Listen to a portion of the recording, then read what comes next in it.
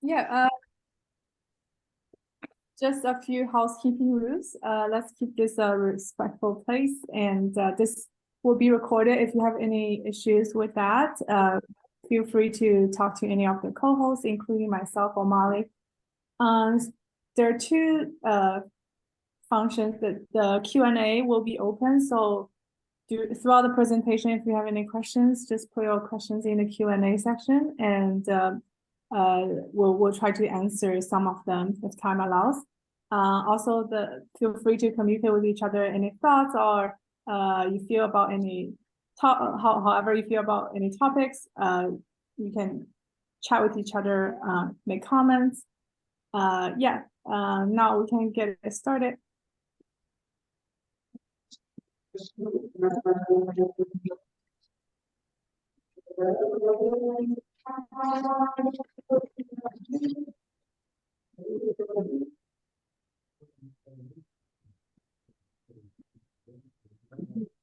Okay, so this is us. Once again, thank you to everyone to come here in a very strange time for everyone in all parts of the world.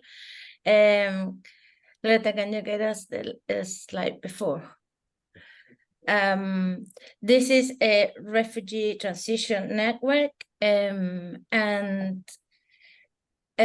am the PI of this networking project, and together with Aquino from Indonesia, we are hosting you today to share our first ideas and to learn from all of you and to invite you to networking in the rest of the year. This is a year-long project. It finishes in July. Next.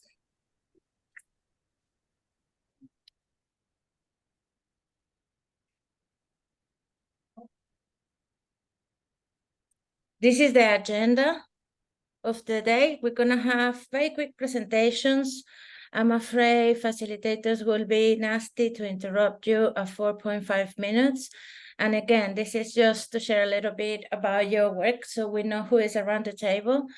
The partners of the project, which are all gray, are not presenting today. So I invite you to really look into the folder of presentations so you know how individuals work, and there is amazing people in that folder as well. So yes, it's just a small group that is presenting. 1:50 UK time. We have 10 minutes break, and then we have provocations or keynotes from Terry Ewens and Cameron Tonkinwise, and we are very excited to have you in the room. And then we're going to have a little bit of discussion, and we're going to present you our first ideas, and then we're going to get and have a smaller conversation in breakout rooms. I think Loretta can share this agenda for the event, so you have them in your own computers. The next. This is the order of the presentation. So in the document that Loretta is sharing, you can up the presentations and know when is your turn. Next. Yeah, I wanted to share a little bit very quickly the project motivation. We have a year to network with people working in these intersections, and we are using it to learn and to collect cases of good practices. So imagine this event today as our first date, and we're gonna get to know each other, and we're probably gonna follow up in an individual basis to invite you to collaborate with us. At the heart, this is also a pedagogical project. We are thinking that cases of good practices are scarce around the world, disciplines, and even frameworks. So we wanted to put a resource together where we kind of collect cases of good practice, and this is useful for early researchers, early career researchers, and postgraduate students. I wanted to also share with you the words that kind of, and the concepts and the ideas that kind of fuel our project. We're interested in system change, not so much about system innovation or system reiteration, but we are interested in the radical change of systems and livings. And for that, we are very informed by future methods to imagine other ways possible. We imagine our work at the center to be pluriversal, feminist, and anti-capitalist. When I say pluriversal, it means that various ways of knowing and various ways of living are found a space in the things that we do and we work. We also are into traditional ecological knowledges and knowledges that are millenary outside of the current status quo systems and that can teach us a way out. We are thinking that our intervention should be community-led and it's about placemaking. And we're thinking that is antidisciplinary. When I wrote this slide, Loretta said, you may be meaning post-disciplinary or cross-disciplinary. And I think it's antidisciplinary because we are finding that our own frameworks and disciplines are framing us and separating us. And in order for us to collaborate, even within the project, we have to kind of push at the edges of our own disciplines to encounter. So I also like the idea of not being disciplined. So I put it with a purpose meaning. The next slide. We are struggling with some of our keywords as well. We struggle with the words refugees because there is a range and a spectrum of status of people that have migrated in different ways. And encapsulate them all in a refugee word is unfair. We are struggling with the idea of futures, particularly with the privilege of futures. Who gets to imagine the futures? Who has a history of imagining the futures? What entails to be even imagined, to even be able to imagine a future? Another word that is in all literatures about refugees and that we are purposely contesting is the idea of integration. We like to think about that in terms of pluriversal. We also struggle with the words host or welcoming communities to refer to the local communities, because basically it was not their idea to host and they are not welcoming actively. We even are struggling with the word community, as there is nothing homogeneous and static that you go and find a community. Communities also are intentional and are temporal and are in conflict. And also we are opposing the word empowering because that put us in a position of power. And even with the word design, even though this is a design-led project. So yes, these are some of the struggles in terms of languages, and that is why it's so exciting to have you all around the table to see if we can learn from you and to build a language with you. Next. So I'm gonna tell you a little bit of our plans. During October and December, we're gonna be making this teaching resource that is good practice cases resource. So again, we're gonna be contacting you because we would like your participation on this. We will offer a template and help to articulate your practice, but we would like all of you to participate. Next. And we are aiming to test some of the pilot ideas of what we think it could be a methodology to upskill vulnerable communities in transition design. The main outcome of this project, they are funding us to create a bigger research and development bit. So the idea is to co-create this with as many people as possible. And so we are piloting ideas with organizations to get their feedback. And in that you also will be invited. Next. We're gonna be piloting ideas both in Indonesia and the UK. And the context is quite radically different. And I think we're gonna learn about both today, but maybe Aquino, you want to add something there? Yes, thank you, Male, and hi, everyone. I'm Aquino from the Indonesian side of this research. I think everyone, I mean, all of us know that, of course, there's a lot of, there are big differences between what's happening in the UK and what's happening in Indonesia.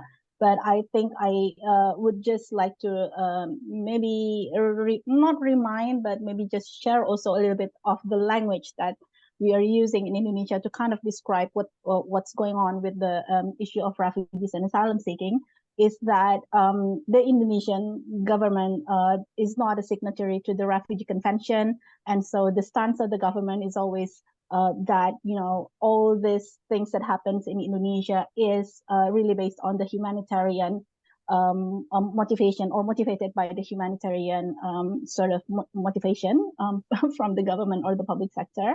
And so in that sense, majority of the services or access to services are very kind of limited and varied based on the cities, based on the leadership in the cities. I'm not quite sure if it is quite similar with the UK or not. Maybe we have discussion about that a bit later. But also, I think one of the, for me, that kind of stands out in Indonesia is that the huge roles of the civil society and also refugee-led initiatives or organizations in terms of providing services and things like that. So we see a lot of sort of active engagement from the civil society side. The other, and I think this is for me is the most striking, is that we want in this project, we want to talk about future, right? But again, as what Mala mentioned before, whose future are we talking about? What future, what kind of future, and how do we kind of see or even dare to imagine the future is probably a bit different. I think from my interaction with a lot of refugees and asylum seekers in Indonesia, and even like migrants, are very much orientated towards resettlement, going to the third country. And so there's like a almost how to say, separation between the current state of them in this liminal sort of temporary state in Indonesia, and the future in the destination country, which is something like UK, US, or whatever countries people are going to. And so I think it's really good that we have Indonesia and UK in this project, so that we can kind of talk about the continuation, or I don't know, the relations between this sort of period of forcibly migrates from their origin country. I think that's just a very basic sort of reminder language, or however you want to call them, from my side. But we have a lot of discussion about this between the Indonesian side, myself, and Male at the UK side. So back to you, Male. I think it's actually back to you, no? Should we introduce the first group of presenters? All right. Okay, so as the agenda, as what you have seen in the agenda, we have two groups of presentations, or sort of introduction from organizations that we invited to kind of share in this. The first round of presentation will be from 6 different individuals and organizations. And so let me just start with the first one. And I want to invite, hold on, let me see my my notes here. All right, let's see. Roger, I don't know how to pronounce your last name. I'm very sorry. It's not easy. Yeah. Okay, please go ahead. You have 4 minutes, 30 seconds. I will be very, you will hate me for this, but I will cut you if you're more than 4 minutes, 30 seconds. Okay, I'll try my best. I'm going to share screen.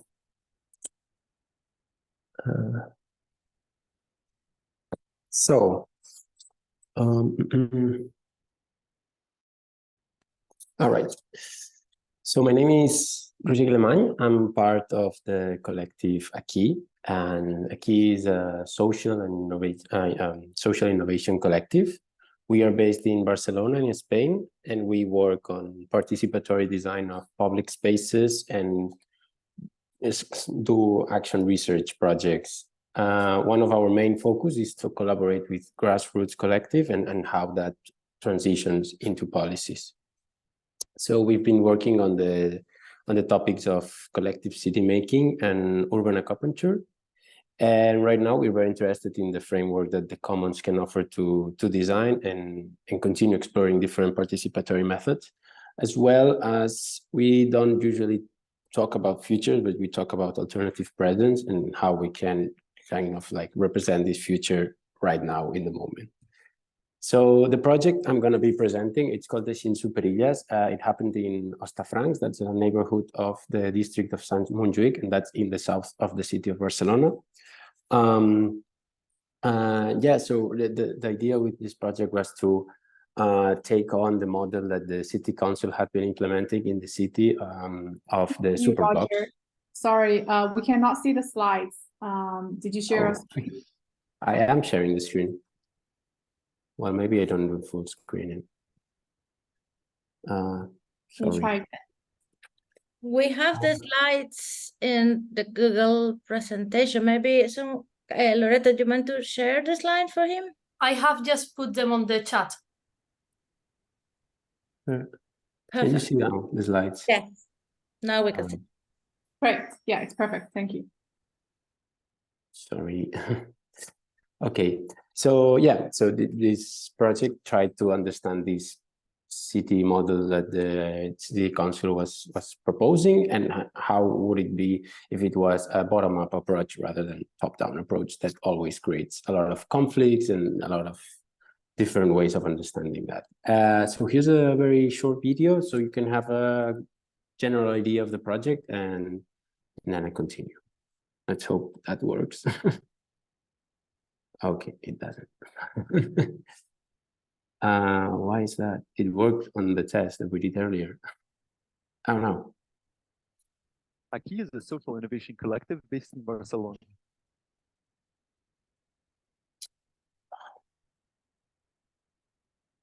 Yeah, the video was displaying. It's okay. AKI is a social innovation collective based in Barcelona. Our actions seek to turn streets into living places and build public space for all. With support from the European Institute of Innovation and Technology, AKI is contributing to making the new European Bauhaus vision real, shaping more sustainable and inclusive forms of living together. The city of Barcelona is pioneering a new model of urban design, super blocks. It pacifies streets in whole neighborhoods, leading to sustainable behavior change. The Shinsu Perillas project approaches super blocks from a bottom-up perspective. We held workshops in public parks and civic centers to engage diverse groups of citizens. We performed a diagnostic of the neighborhood with teenagers from a local high school, focused on inclusive urbanism and accessibility.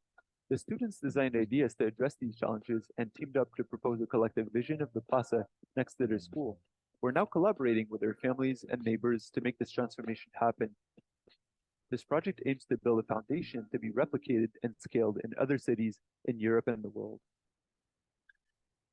So that was the trailer of the project. So this project had two approaches. One that was more focused on a general public, so neighbors mostly. And for that, we used what we call a research station. It's an element that we install in the streets and allows us to pose questions and create different interactions with the passerbys. So for this project, we used perceptual maps and emotional mapping as tools to understand how people feel about different urban models. And then on the other hand, we wanted to focus more specifically in youth, which tends to be a collective left apart in participatory processes from our own experience. And with that, we partnered with a high school and we did photo diagnosis of the street and collective ideation of how we could transform the built environment. And we structured the workshops on the themes of gender, age, and functional diversity to bring on different perspectives and experiences of the city. So So some of the learnings on this project was, well, the goal of it was pretty much open-ended. It was more about exploring a topic that is, as I said, very controversial in our city, and with us, like there's always like these changes in the government, and there's always this very polarized idea of how the urban model needs to be. So we wanted to bring on participation as a way of mediation these conflicts. One of the experiences that we got from this project was to focus and emphasize the needs of the community, and really listen to them and prioritize according to what the people tells you rather than what the theory might tell you. And to do that, you really have to know your audience, and that's something. Roger, Yeah. I'm very sorry, but your time is up. So Right. I'm just gonna move on to the second one. You all are going to hate me and Chris for this, but you can see the slides later on, and we can have the discussion later on. Now, I'm so sorry, Roger. It's so fine. It's can you fine. Can you Thank stop you. screen share? And I would like to invite the second speaker, which is from Kota Kita Solo, Mas Bima. Mas Bima, you're up next. Hi, thank you. I will share my screen. Wait a second. Just do not start on the time. Oh, there you go. So can you see my screen, Yes. everyone? Okay, thank you. So, hi, hello everyone. I'm Bima from Kota Kita Foundations. I'm senior urban designer and community facilitator, mostly working on data collection, mapping, and developing ways to communicate data or issue through graphic design, visualization, and like creating a wide variety of Kota Kita's like planning tools.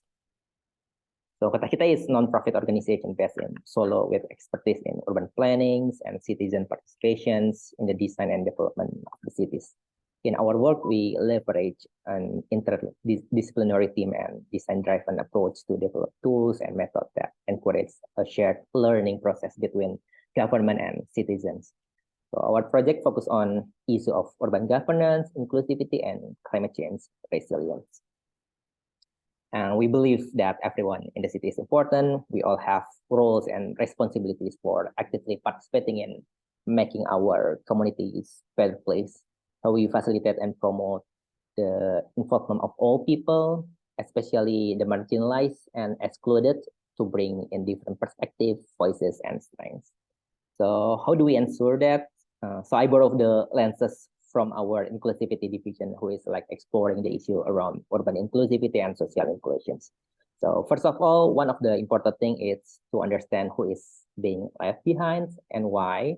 So those who are left behind in the development agenda are mostly due to a lack of choices and opportunities to participate in decision-making process. Maybe because like vulnerable groups do not have a strong voices nor participate fully in the civic life, or social stigma remains a key obstacle to inclusivity, or like connectivity of accessibility. Accessible public infrastructure is fragmented and piecemeal. So I will bring you to one of our projects, so the Inclusive Community Hub in a neighborhood scale public space developed with low-income communities in Pelambuan neighborhood in Banjarmasin or in Borneo. This is to provide a more comfortable area for community activities amid increasingly limited space in the city. So the project is part of initiative between Kota Kita, University College London's Global Disability Innovation Hub to support persons with disabilities to access better life outcomes through collective and community-led responses in Banjarmasin, Indonesia. So following the Pelambuan resident decision for the site location, the community hub transport a neglected building overgrown with plants to become a vibrant community center. So the Inclusive Community Hub constructed through a participatory process that's centered on social inclusion and universal design. So this approach places residents at the heart of the decision-making process, with fostered a sense of belonging, prioritize local context, and enhance like neighborhood aesthetic. We use Lego and Persona to raise awareness on social inclusion issue. And this is like Persona. So Persona is developed based on stories that exist in the community. We use Persona because many residents are shy to tell about themselves, or this is like rude or impolite to tell the story of the other residents. So through persona issue that may be a little taboo or rarely to discuss can be raised and bring it into the forum. We are not only using persona, but also another tools like Lego in this case. And why we are using that tools? Because like creative tools aims to attract community to participate in, and participant able to visualize the space through like Lego simulations, and participant also aware the needs of this ordinary group, because when they play it, when they see like some obstacle, they can like feel it. And also this ordinary group able to voice their aspiration and needs. And also this is like creating safe and inclusive space in the discussions. So our participatory and inclusive approach create like space for community to voice their aspiration. But we have to remember that methodology should adapt to the abilities of each individual and the context of the area or the site also. And also inclusive participatory designs is about genuine engagement and innovation, listening and making space for people. It is a practice that embeds participation and embrace diversity in solving the problems. So Mas thank Bima, you. That's for I'm me. sorry. Oh, yes, great. I'm right on time. Thank you. Thank you very Thank much, you. Mas Bima. You're Now welcome. let me I will stop sharing my screen. thank you. And let me invite the third one, which is David Roberts. Great.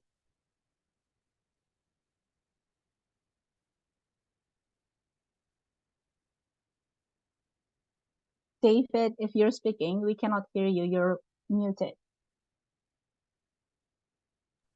Sorry about that. Good morning, or good afternoon, good evening.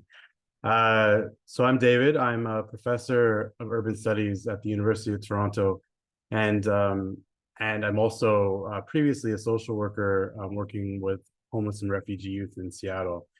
So this project actually bridges both my academic work as well as sort of my life's work in various different ways. And it's also a project that is intentionally multidisciplinary and community-based. So we have partners at Afield, which is a design studio that includes architects and others in terms of rethinking participatory design, as well as Matthew House, a refugee shelter here in Toronto, and Youth Employment Services. And our thinking here really is to work with a population that we call independent refugee youth.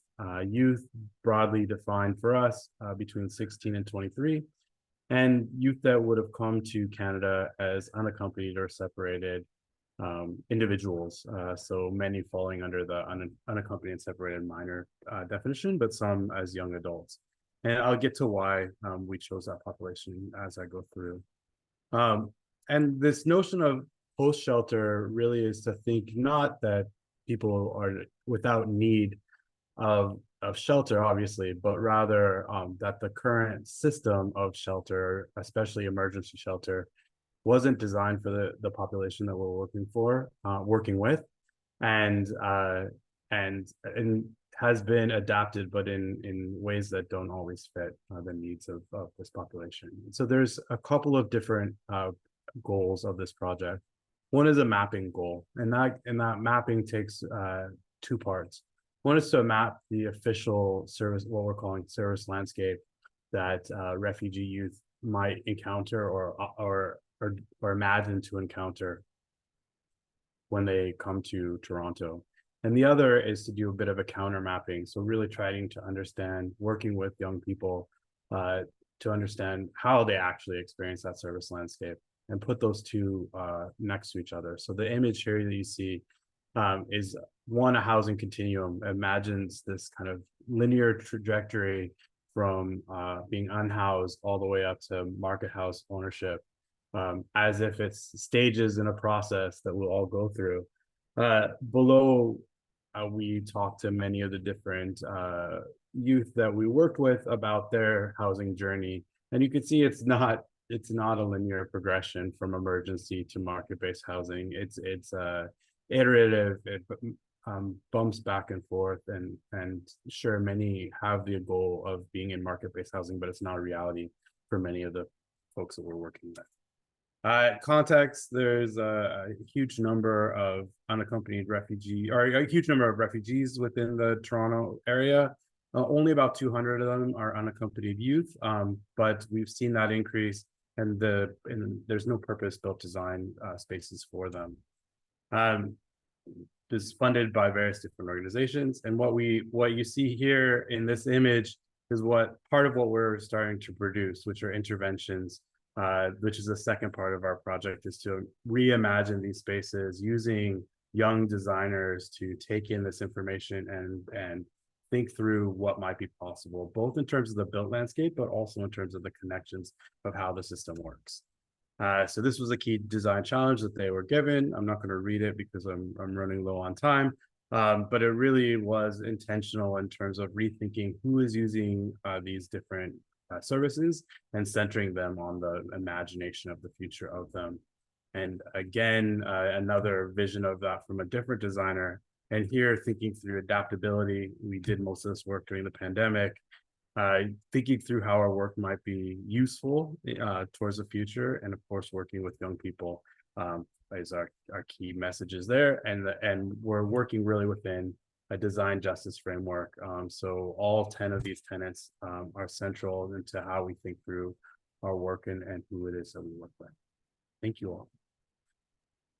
Thank you so much, David. Right on time. And we move on to the next one, which is my colleague here, Riche from RDI URAF.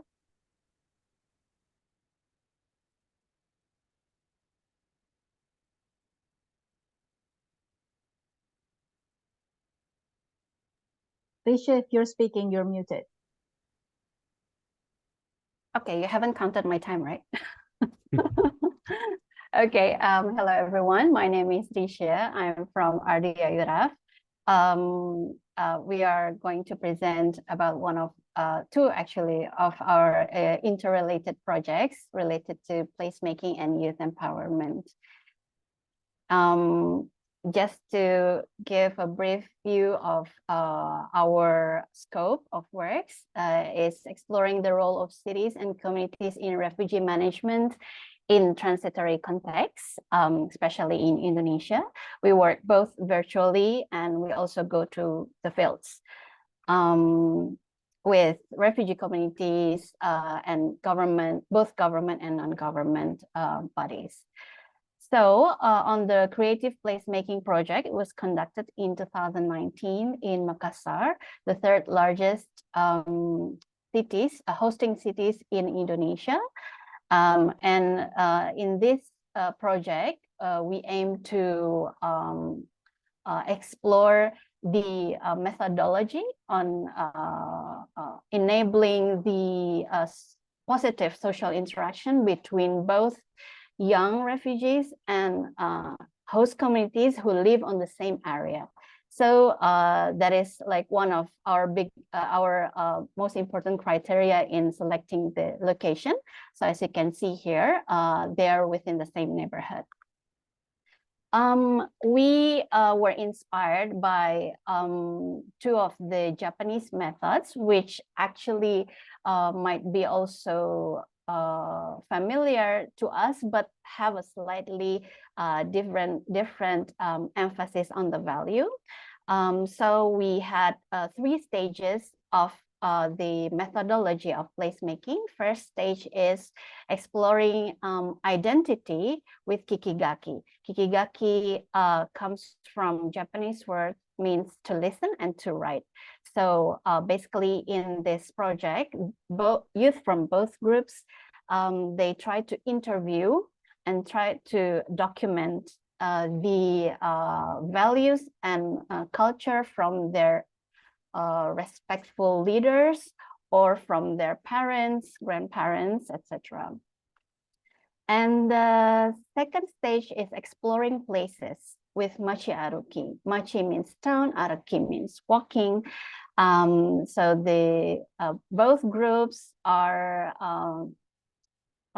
divided into groups with mixed identities within each group, and they are going around the neighborhood to be more aware about which places or which spots are important to them or which places are not.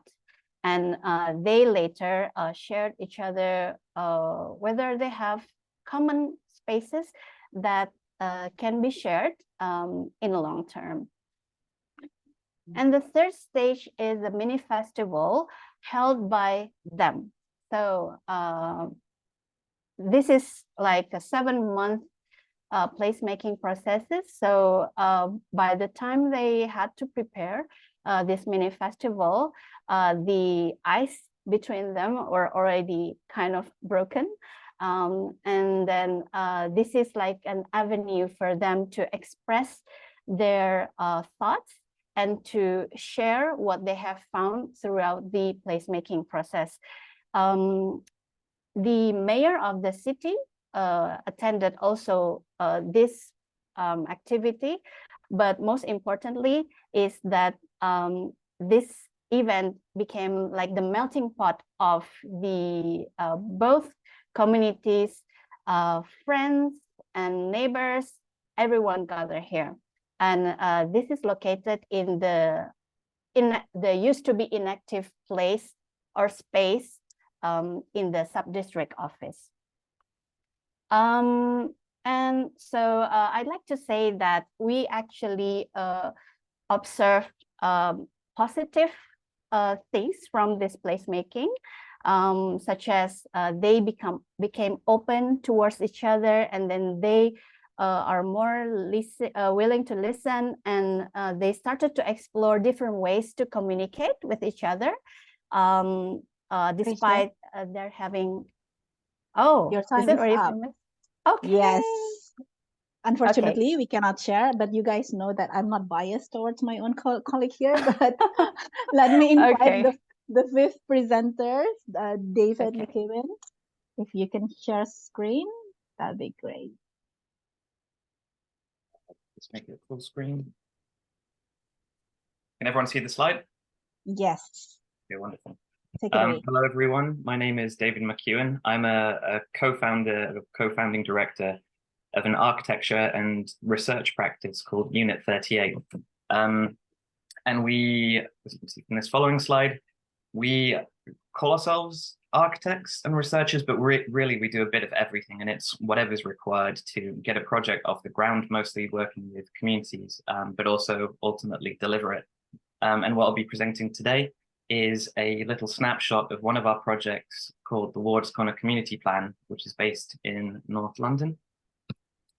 So alongside this scheme in which we helped design the community plan, we've also done a bit of research on migrant and sanctuary infrastructures in London, and we collaborate a lot with an organization who supports refugees and asylum seekers in London called Revoke. But this is one project that's particularly close to my heart. I was born in Colombia. I'm a Latin American migrant within London. And this project is a project to essentially save a market that was set to be demolished, and that was set to be demolished to make way for luxury flats. But the market itself is an incredibly successful, lively space that is a sanctuary to the Latin American community mostly. It's a place of business, but also a place to socialize. There's lots of mutual support and sort of collaborative energy that really functions as a vital piece of infrastructure for lots of recently arrived migrants and refugees. So our plan is to refurbish the building. So it's to argue against demolition, argue against the sort of development that would see a historic building make way for luxury flats, and propose community ownership and community development of the building itself. So to retain this market, this wonderful celebrated market, and actually expand its use to provide additional community facilities, and also to hand over ownership and running of the market to the community itself so it can make its own decisions. We are the architects on the fourth version of the plan, but this is actually a process that began almost 20 years ago, back in 2004. So that's when this regeneration scheme was first proposed. And through the architecture, through the community plan, we were able to successfully fight the regeneration scheme, so to prevent the demolition and pursue this community-led development for the area. So some of the principles that guide this plan are the rehousing of all the traders to support ideas of community wealth building and reinvestment of profits locally, to celebrate this culture and identity that migrants have brought to the area and brought to the building, to propose a sustainable building. So recognizing that in our climate crisis, we have to stop demolition of built assets. We have to look at other ways of doing things, particularly following refurbishment and retrofit proposals. And throughout all of this, to ensure that the process is one that's led by the market traders themselves and the community it serves. So these are some of the images that we came up with to sell the plan, to sell the scheme. Thinking of the sorts of activities and programs that we could introduce in the vacant spots. So childcare, community resources, rights and advice, flexible spaces, support for micro enterprises, SMEs, that sort of thing. And to get there, we had to do everything, essentially. We managed to speak to the United Nations and get them to issue a statement that said that the the proposal to demolish the building would be a violation of the human rights of the traders themselves. We've also used the press a lot to make the case to shed a light on this otherwise hidden community, and also taken to the streets to sell our vision when that's been required. So you can imagine a situation where we've got architecture and a spatial proposal that's combined with a proposal for management and reinvestment of profits locally, so a community-led proposal, research in making the case for what the benefits would be of this community-led development, and yes, when necessary, to take to the streets to make that case. And here, finally, a key part is thinking. Okay, this is one to explore. The most complicated one I've ended on, so that's all right. Thank you very much. Thank you. Sorry again, everyone. But I just want to remind you that if you have questions, comments, or whatever, feel free to write on the chat and feel free to respond as well. The last one from this group is kind of a last-minute presentation, but I'd like to invite, I don't know how to say your name, but Wongkani from Transition by Design. If you have slides that you can share now, that would be great. Yes, I do. And is the screen there? Be able to see that? That's great. Okay, thank you. So yeah, I'm going to briefly share about a project that we worked on over the last, well, actually from 2017 to 2021 called Homemaker Oxford, which has now developed into a project called Find the Gap, and speaking into action research as a tool for exploring systems change and addressing housing need. So we're Transition by Design. We're based in Oxford. We're a cooperative community interest company, and we do design, research, as well as architecture. And this project, we're looking at innovative housing solutions that were explored through action research. And the wider context is that we're based in Oxford, which is actually one of the most expensive cities to live in the UK. In fact, in proportion to the average wage, average housing prices is the highest, even higher than London itself. And we were looking at different solutions to address extreme housing need within the city. And one of the potential solutions we're also looking at is thinking about how the solutions could be used to be assisting in housing refugees within the city. So Homemaker Oxford, just briefly, is a project that illustrates sort of community engagement, system change, and urban commons. So there's different principles that we integrated into it. It was a grant-funded project funded by the Logan Foundation with support from other key partners such as Oxford City Council, Sankalpa, and other project partners as well. And the big question we asked is, how can empty and underused spaces be used to tackle extreme housing need? We used several different methods throughout this 4-year period, one of them being an open house urban living room. This was a space that we occupied, a meanwhile use space, which was an old retail unit, which was unoccupied for several years. And we occupied that building for a year. We had a leasehold for 1 year and for very low rent. And we're able to host several different events as a space for people to come and talk about housing need. And it was also a safe, warm space for people who are experiencing rough sleeping and homelessness within the city. We held different workshops of people with different lived experiences of homelessness, including people with different sort of migrant journeys and refugees as well. And we designed sort of different design provocations as an output from this. And you can see that I won't go into detail, but talking about our action research approach. And the first stage of this was scoping. So we looked into the need within the city of Oxford itself. As you can see mapped there, that what I talked about, the statistic about the average house price to average earnings, and just the extreme need for housing, affordable housing within the city with the long waiting lists currently. And we developed this diagram talking about the rental trap. And these are the key questions we asked. I'll just draw out one of them. How can we meaningfully include people experiencing housing need in the decisions that are being made about their housing? Next, we developed and built foundations for co-production and action research. So we did a workshop with Crisis and people who have lived experience and thinking about how they could be thinking about showing them how different tools can be used to actually build a house and to show, to give that skills sort of workshop and learning. And this is an image from the open house. And lastly, just to give this brief snapshot, I'm going to speak about prototyping and action learning. So the three different key prototypes we developed was Room to Stay, which is a way of adapting private homes to encourage more people to take part in hosting schemes. And this was taking the principle of the fact that in Oxford, there's an average about 2.7 spare bedrooms within the city.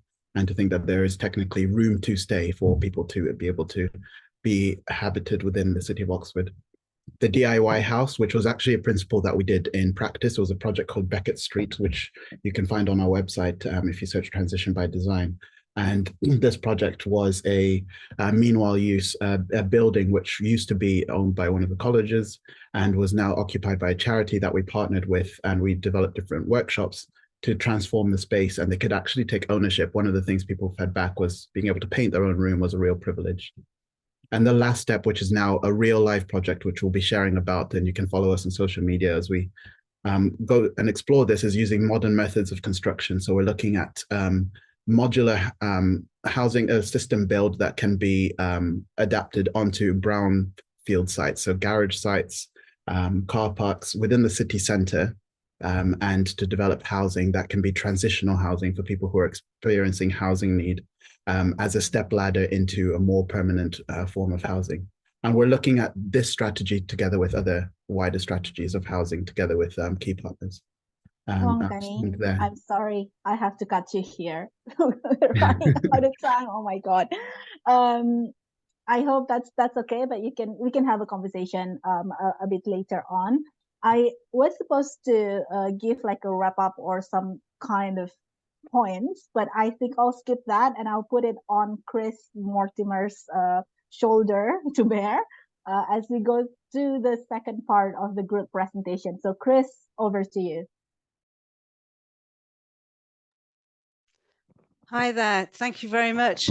There were so many interesting ideas there and provocations to ideas, and I'm sure the next 6 are going to be equally as provocative and teach us a lot about the many different techniques that we can use in trying to engage people, as people have said, from the bottom up rather than from the top down. So without any more ado, I think we begin with Amanda from LabTech's Indy. Yes.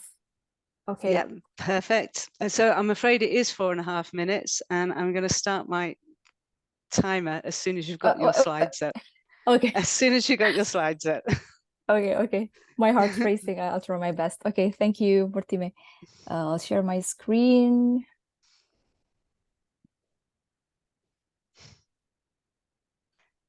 Okay. So everyone, hello, my name is Mita, Amanda Manggiasih Paramita. My friends and colleagues call me Mita. I'm from LabTech Indy, Riset Indy / Riset Indy, and it's a pleasure being able to meet you. And today I will share my learnings working with participatory approach. We've been using participatory approach since 2015 when we first encountered design thinking. And Riset Indy is a community-based independent research group. We use, like I said before, design thinking, user-centered design.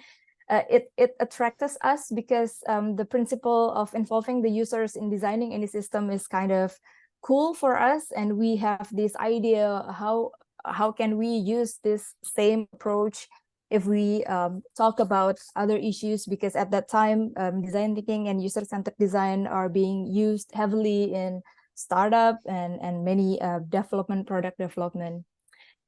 And as Riset Indi and Laptek Indi, we've been working with local partners like farmers, street food vendors, beekeepers, youth organizations, and international partners such as HIVOS, IAED, GIZ, and EU. And what we love most working in fields is facing our users directly, sees how things work differently in each situation and conditions. We love seeing how we place or we identified how problems in each community, even though we look them as the same community, but different variables can add it into a different context. So we love the ideas of using the user-centered approach. And I'm going to talk about CreativeNet. This is one of our projects. This is a multi-stakeholder linking platform starting in 2015 until 2018. And it's pivoting somehow from like a sharing multi-stakeholder platform into citizen-driven cities feels like, and we are targeting from children, community elders, and also mothers. We have a lot of methods. Firstly, we use design thinking, power interest diagram, onion diagram, theory of change, but somehow at certain point we felt it's overwhelmed by those theories.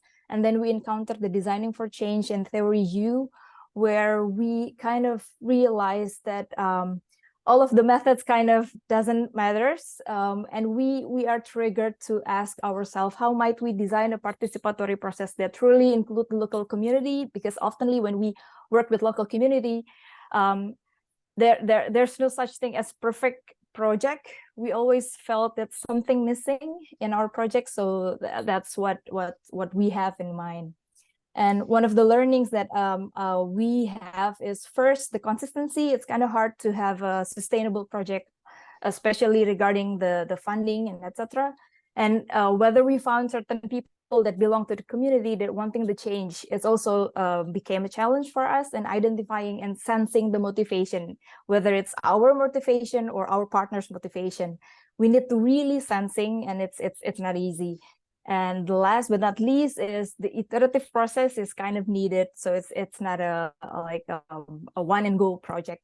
So this is our source of inspiration. First of all, Banksy, because Banksy told us about we can always do something within our own capacity, whatever it is. And the second one is Pramudia Anantatur, because Pramudia have this quotes where in English is translated into life is really truly simple matters. What great is only the interpretations of it. So it's kind of like how we seize issues and try to if we want to create a solutions, it really is a matter of perspective where we look at it.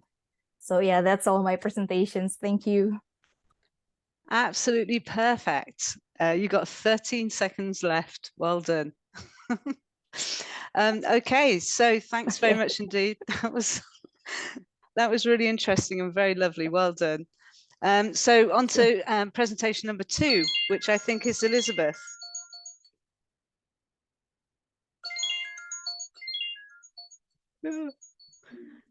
It's Melanie from Indonesia.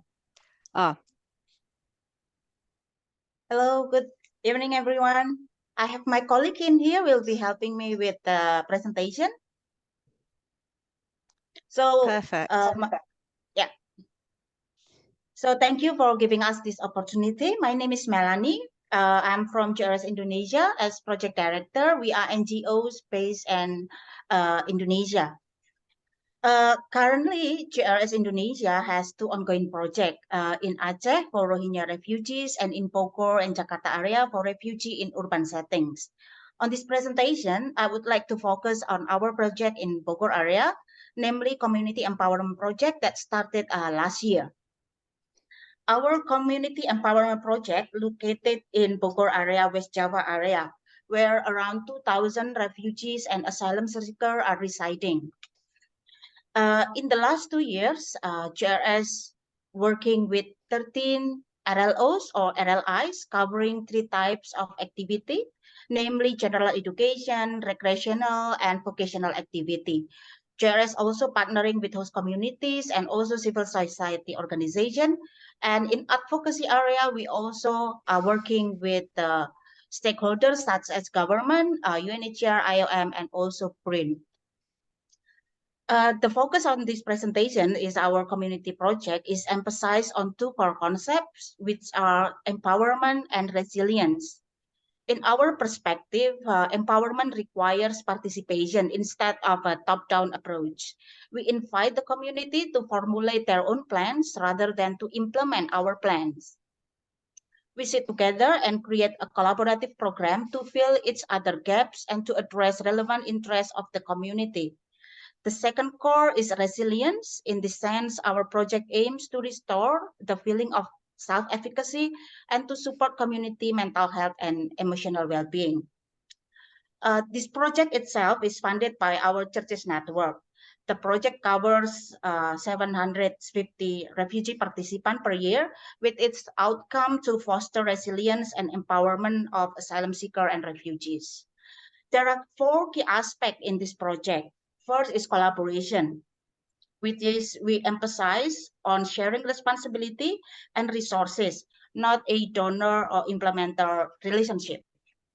Second, participation, when we involve the collaborator at every stage of our process within the period of collaboration. The third is to strengthening community asset. We aim to strengthen the asset of community, which is included the human, social, financial, cultural, and physical asset. 4, we deliver our service in a way that supporting the dignity of refugees communities. In methods and approach, we divided our process in 3 stages: pre-implementation and also closure, which is to prepare the project. We conduct an assessment to set a prioritization.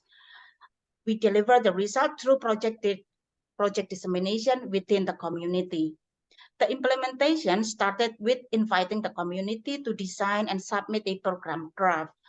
We sit together to elaborate the existing capacity and gaps to develop a collaborative TOR. GRS contribution in this sense are based on tools and material support, partial transport support, and also capacity building. On the area of capacity building, we provide training such as collaborative leadership, certified skills, and also thematic coaching based on the specific requests of the collaborators or the community. We do also regular visit, program reviews with each of the collaborator as part also monitoring all the whole process. To foster also to build the relationship within local community, we also conduct a joint event and public awareness with involving host community to increase the social cohesion. And as a closer, we collect also feedback. We also collect feedback from our collaborators and participants. Based on our experience, it is important to have human connection by being present, listening actively, being responsive, because everyone's voice and concerns matters. I'm so sorry, I'll have to stop you there. I'm so sorry. Oh, the 4.5 minutes has gone. Thank you very much indeed. Thank you. Oh, this feels awful. Okay, thanks very much indeed. So we're on to the next one. Please write comments in the chat. And if you want to catch up on the presentation, it's available in the folder. Thank you very much. And moving on to the next one, which is all about refugee journalism. Hello, let me just find my slides.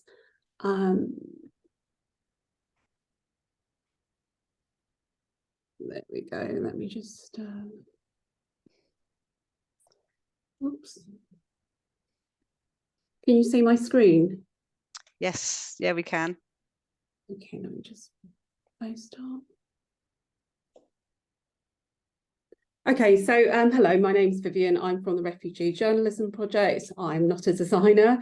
So the Refugee Journalism Project was started in 2016. The main question that I was trying to answer was how I could use my skills, the skills of the university and other professional journalists, to support exiled journalists and forcibly displaced media workers to try to address some of the barriers that they were experiencing when they were trying to restart their professional careers in the UK, but also how we could address some of the negative narratives that were in the media at the time. But of course, how we could also integrate this work within the university, which is, I work at LCC.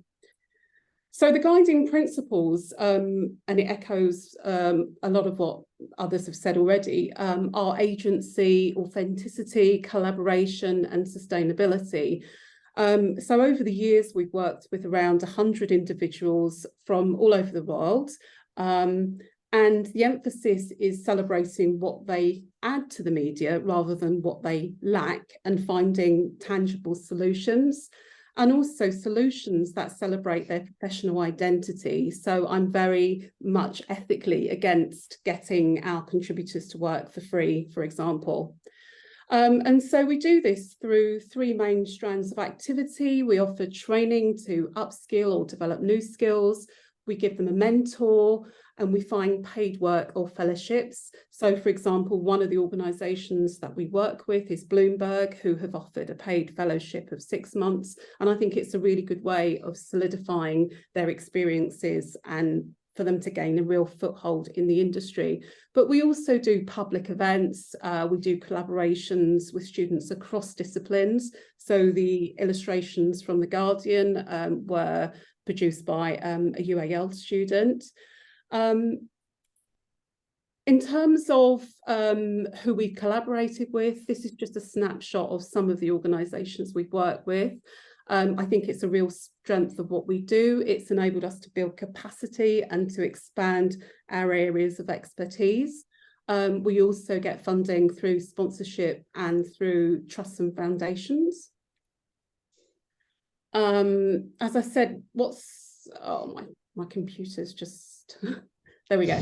Okay, so it's really important that this work is integrated into the lives of our students, because I think it's a way of allowing them to get closer to some of these issues, to see how journalism can be used as a tool for social change and social justice. So one of the projects we worked on, I got a group of exiled journalists to work with some MA students, looking at how they can reframe the news. Another project, and if you want to look at it, the link's there.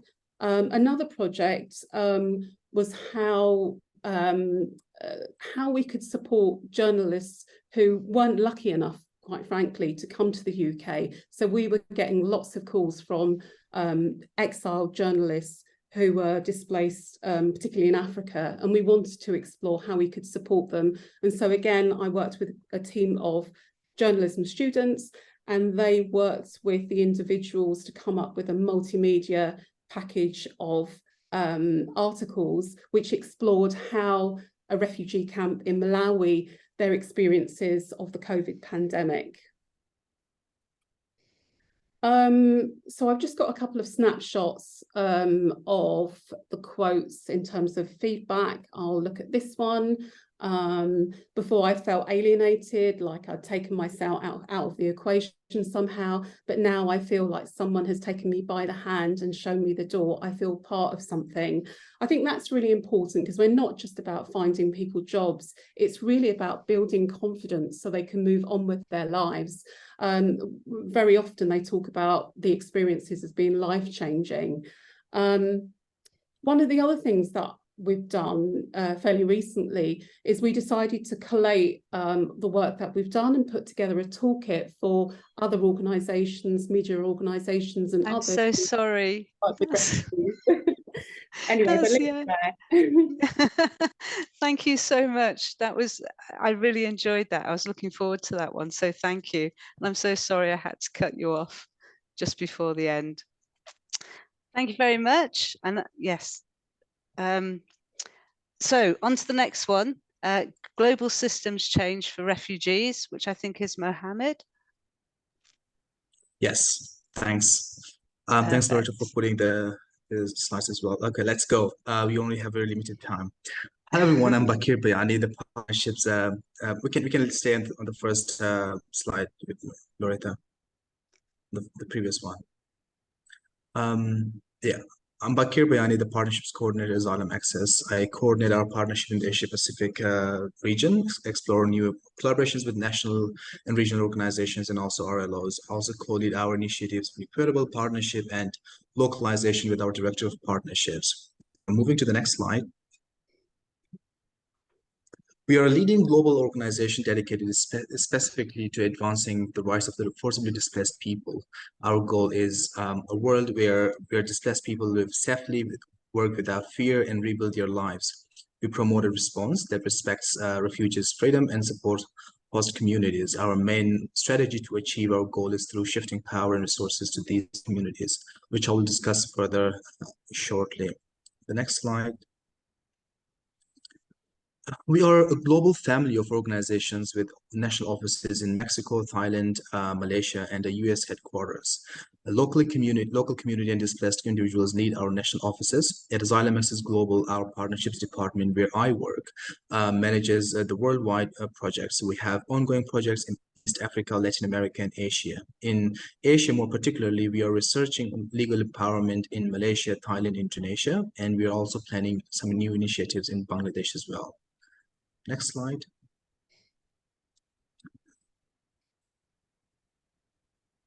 At Asylum Access, we believe for every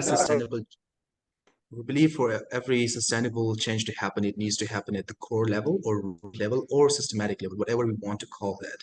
That is why our programs and advocacy efforts are targeted for systematic change. And this approach is one of our main criteria for new partnerships with any new partners. Our current systematic change priority is to shift the power and resources to the forcibly displaced people. We believe proximate actors, like RLOs, are doing crucial work for their communities. We see them providing solutions in efficient and culturally sensitive manners. However, biases in our sector have often excluded local groups, especially those led by refugees, from funding and decision-making. At Asylum Access, we aim to change this by removing these biases and supporting structures that prioritize displaced people and include them in the decision-making table that affects their lives. We believe equal partnership is one of the approaches for the systematic change of power shift, as we believe equal partnerships are also the correct power imbalance and are based on 5 main pillars, which are shared voice and ownership, transparency, flexibility, understanding the context, culture, and sector, and also learning and accountability. Next slide. In 2020, 5 refugee-led organizations, which are namely Basmaya and Zaytuna from Iraq and Lebanon, RAC from Indonesia, Fiados Unidos from Colombia, STARS from Egypt, Yare from Uganda, came together with Asylum Access to collaborate on a grant application to address the funding gap for local actors. In May 2021, the coalition called Really, the name of the coalition is Really, won a $10 million impact grant, and they created the first of its kind in RLO to RLO funding, directly supporting 17 RLOs worldwide by changing traditional funding methods. They used simple multilingual materials, flexible requirements, and no thematic restrictions, emphasizing also for the funding to be used for the core costs. This shows the potential of giving local organizations resources and authority. However, it is important to note that sharing of the power and resources need to happen through equitable partnerships. Next slide. In our pursuit of equitable partnership, we have adopted and learned from our mistakes. Emphasizing internal change, we have hired leadership, including our CEO with forced displacement experience. Recently, our partnerships have undergone an independent review for compliance against equitable partnership values, and we have also built tools for accountability for the equitable partnership. We are also initiating an organization-wide trauma-informed training. We believe after all of these experiences and learnings, we are now equipped to assist other peer INGOs in fostering impactful changes in their organizations and also eventually in the market, in the sector. Last slide. I'm so sorry. That's the end of your 4.5 minutes. Perfect. Perfect timing. Thanks. Thank you very much indeed. That was really interesting. Some really nice keywords there. Okay, very quickly on to, I think it's Lizzie with laundry justice. Hi, everyone. Oh, just get that going. Hi, everyone. I'm Lizzie Harrison, and I'm a senior lecturer in fashion textiles at UE Bristol. And today I am presenting Laundry Justice, which is an interdisciplinary and co-produced research project developed alongside our community partner Vehicles for Change Bristol. As a group of researchers and practitioners, we have expertise in design, sociology, social policy, engineering, and off-grid living, and we are made up of both vehicle dwellers and house dwellers within our research team. Our project is situated in Bristol in the UK, and we are working in the context of the unfolding climate breakdown and the need to rethink our clothing care. Using a washing machine is a highly routinized laundry practice, which is used by most UK households and requires a huge input of energy, water, and detergents, and leads to the leaching of chemicals and microplastics into the environment through the water effluent that comes out. The cost of living crisis means that doing laundry in this way is becoming increasingly unaffordable for a growing proportion of people living in the UK. We are working in our project with the Bristol vehicle dwellers, who are in the most part rely on movable dwellings for their occupation, or they're born into that lifestyle and want to preserve their cultural heritage, or they have adopted the lifestyle to escape high rent prices and even homelessness within the city of Bristol. Bristol vehicle dwellers are living day to day without connected utilities, and they have had to adapt their laundry practices and create alternative cultural ideas around clothing care as part of their off-grid lifestyle. We received a seed corn grant from Brigstow Institute to allow us to undertake a 6-month pilot project exploring what and how we can learn from vehicle dwelling communities within Bristol about alternative laundry practices. Through the project, we hold in tension the value of embodied knowledge of clothing care that this community have with the lack of the real lack of accessible utilities within the city for laundry, as well as for water. During this pilot, we've worked really hard on developing equitable, non-hierarchical ways of working, which really embody principles of decolonising research. And an example of this is we worked really hard to ensure that all the vehicle dwellers who have worked and our participants who've worked on our team have been paid for their time at an equal rate to the academic team members. Through the early stages of our research, we identified circus as a cultural practice within the Bristol vehicle dwelling community that has a long cultural history within nomadic communities. Through this project, we're testing out incorporating circus within our method, both in terms of developing our knowledge around the key emerging themes and also exploring creative and accessible ways to share the knowledge generated within our project by opening up discussions with diverse audiences.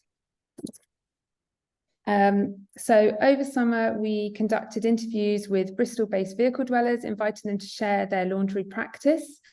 These collected laundry stories were shared during a 2-day circus workshop with performers who are themselves vehicle dwellers in the city, to develop circus performances drawing on the laundry stories as a creative brief and an input to the workshop. The outcome of this first phase of the project is a film of 3 draft circus performances, which incorporate clowning, aerial work, acrobatics, folk music, and costume design, which explore the emerging themes from our data collection around the accessing of resources, developing nuanced skills to manage off-grid washing, shifting mindsets and attitudes towards cleanliness, mutual aid that's needed to undertake laundry in this way, and the practical challenges and stigma that arise from not having access to these utilities. This is only an emerging project, and we are just at the kind of beginning journey of our research here. But one of our big challenges that we've uncovered so far has been working with the timelines and the kind of regulations of academic funding with the patterns, the travelling patterns of the vehicle dwelling community, which has made... Sorry, Lizzie. I was just going to say, has made recruitment quite tricky, and we're going to carry on trying to work with that. Thank you. Thank you. Yes, we feel your pain keeping with academic schedules. Thank you very much indeed. So on to the last one. Lara. Lara? Yes. Yep, perfect. Your turn. Okay, thank you. So Loretta's going to bring up my slides, but I'm going to start talking. So usually I present as Lara Salinas, but today, to be honest, I'm here like that Spanish lady that runs the garden, and that's what I'm going to talk about. Loretta, when you are ready, okay, I'm gonna keep going. So I've put on the chat a link to the Instagram account, and I want to invite you to actually go and browse the Instagram account as I speak. Probably you can do it in 2 different devices, or next slide, please. Or scanning this code very quickly with your phone. So what I'm going to do today is actually, on the next slide, a reflexive account of setting up this community garden in central London, which started about 3 years ago. It's not the story of the garden, but it's my story with the garden. Next one, please. So to give you a bit of context, as the pandemic hits London and we all go into lockdown, I get long COVID in this new flat, which is 3 floors high, stairs, no lift. So I'm basically stuck here. And my view, my only view is this that I see. So this is a privately owned, 30 years unused strip of land that is contaminated from previous industrial activity by a very busy road. And you can see that it's quite unattended and that a neighbor is actually using it. Next slide, please. So I set up my mind to actually do something with it. And the first thing I do is to get all kind of my ducks in a line. So I do a neighborhood consultation with my mask and knocking on doors, or not knocking really, putting the paper through. I apply for funding. I volunteer to learn about gardening because I know nothing about it. And I put a formal complaint to create some nuisance about it. And then I make a proposal to the owner. And I say, okay, you know what? I can take this problem out of your hands if you let me manage it. Next slide, please. I'm not going to have time to go through everything. And this is when the transformation really started. And the transformation, I thought, was about the garden. It was about cutting brambles and getting it done. And I was there cutting brambles, and residents would pass and cheer and honk with the cars. And we would talk to people over the fence, and I felt very uncomfortable. But we were creating something that was the community that belonged to that space. Next, please. And I cannot talk about the garden without talking about Joy. Joy is the resident whose that table with chairs belongs to. She's been there from the very beginning when the building was built. And she has been acting as an owner of that patch of land, but she wasn't liked at all in the development. Actually, she's very good at upsetting people. I have to give her that. She's very good at that. But in setting the community garden, it was very clear that we had to treat her with the respect that other people weren't giving her. Most of all, because we were about to change her life, not letting her use the garden in many different ways. Next slide, please. And this became quite evident with the example of erecting the fence. So we had to replace the fence with a new one that you will see on the Instagram channel, but not here. So the architect created a proposal. The council told us something different. The gardener inside wanted to be safe and be invited and inviting to other people. I wanted it to be very durable.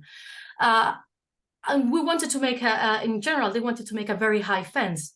But we decided that, for example, Joy would feel very trapped. So we decided to go with a very low fence. And the final slide for my final 30 seconds. Next slide, please. Yeah. Also, we learned from having to say no to define who we were. So, for example, a neighbor would come and say, I'm going to leave you my filtered coffee here because it's very good for your soil. It's like, no, actually, I don't want to be collecting your rubbish. You know, that's not who we are. Or a very well-known world-leading university offered to participate in a large project for data science, which basically implied us gathering data for them. And we also had to say no. And that's us in a very rushed way. Thank you very much. Thank you very much. Perfectly timed. And that was a lovely story. Okay, so I think we finished and we're slightly late. I'm sorry. Actually, no, we've done all right. Are we okay with time, Marley? Thank you very much for all that intervene. I have to say that we chose your presentations because we follow your work and we really admire you. So all the work that you present is really near my heart. I feel that I'm amongst the people that I most admire, and hear your stories from the first hand is very lovely. I took notes, like overwhelm my methods, learning to say no, trying to define identity, new identity, and all of this is super helpful for our project. But imagine that you're desperate to go to the toilet and get some water. So we're gonna have 10 minutes break. We're gonna come back here at 2:03 in English time. Please don't ask me to translate times because I barely can count my own. So yeah, let's take 10 minutes break and come back with a very exciting 2 presentations of my keynotes that I'm so happy to have here. See you in a moment.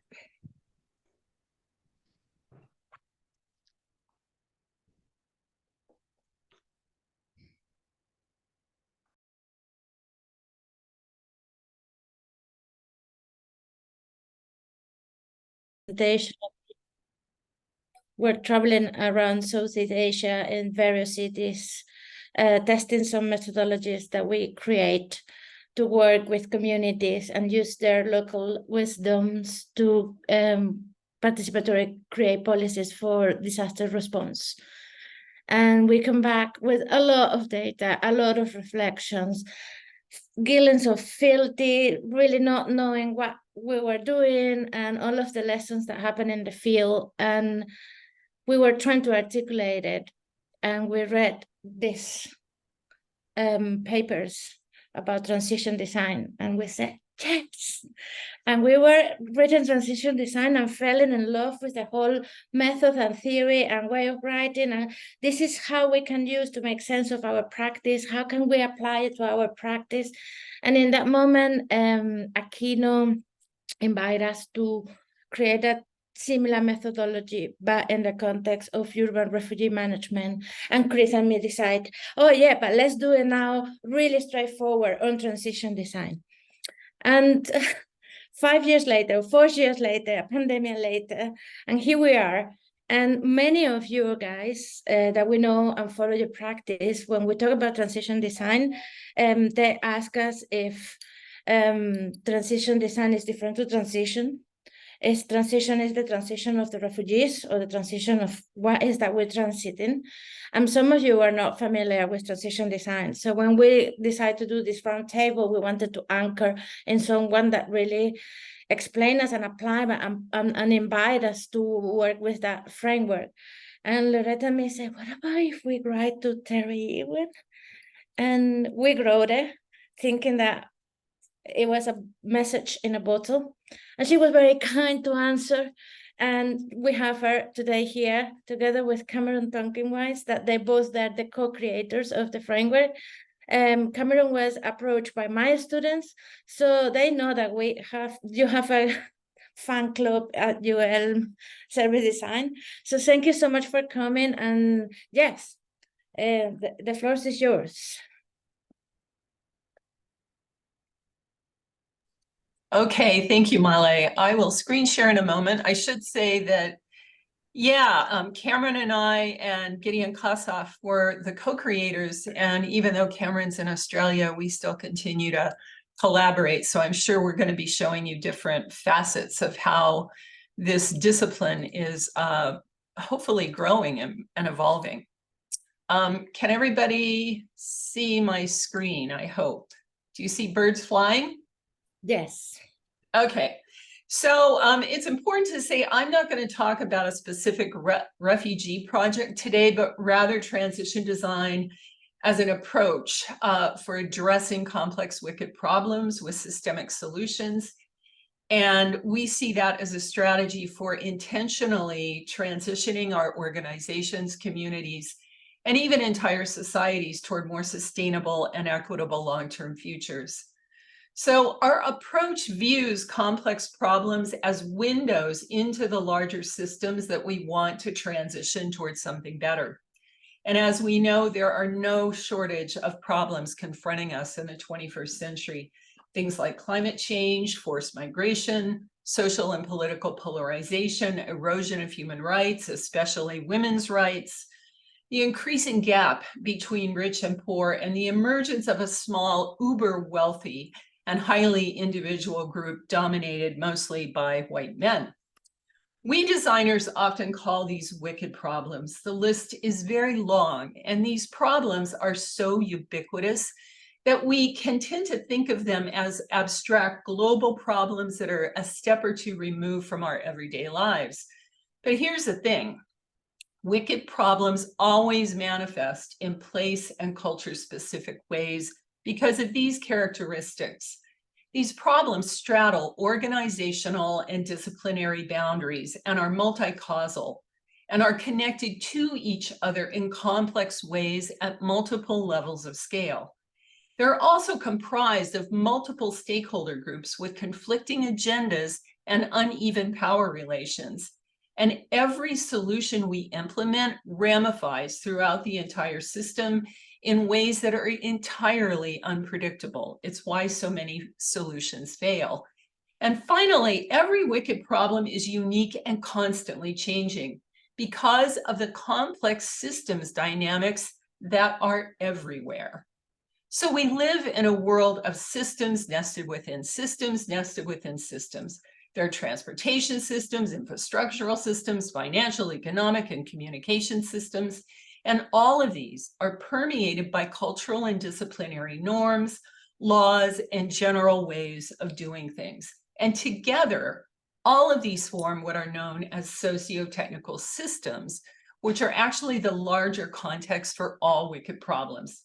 And as I said, these large systems are always in transition because human societies are always in transition.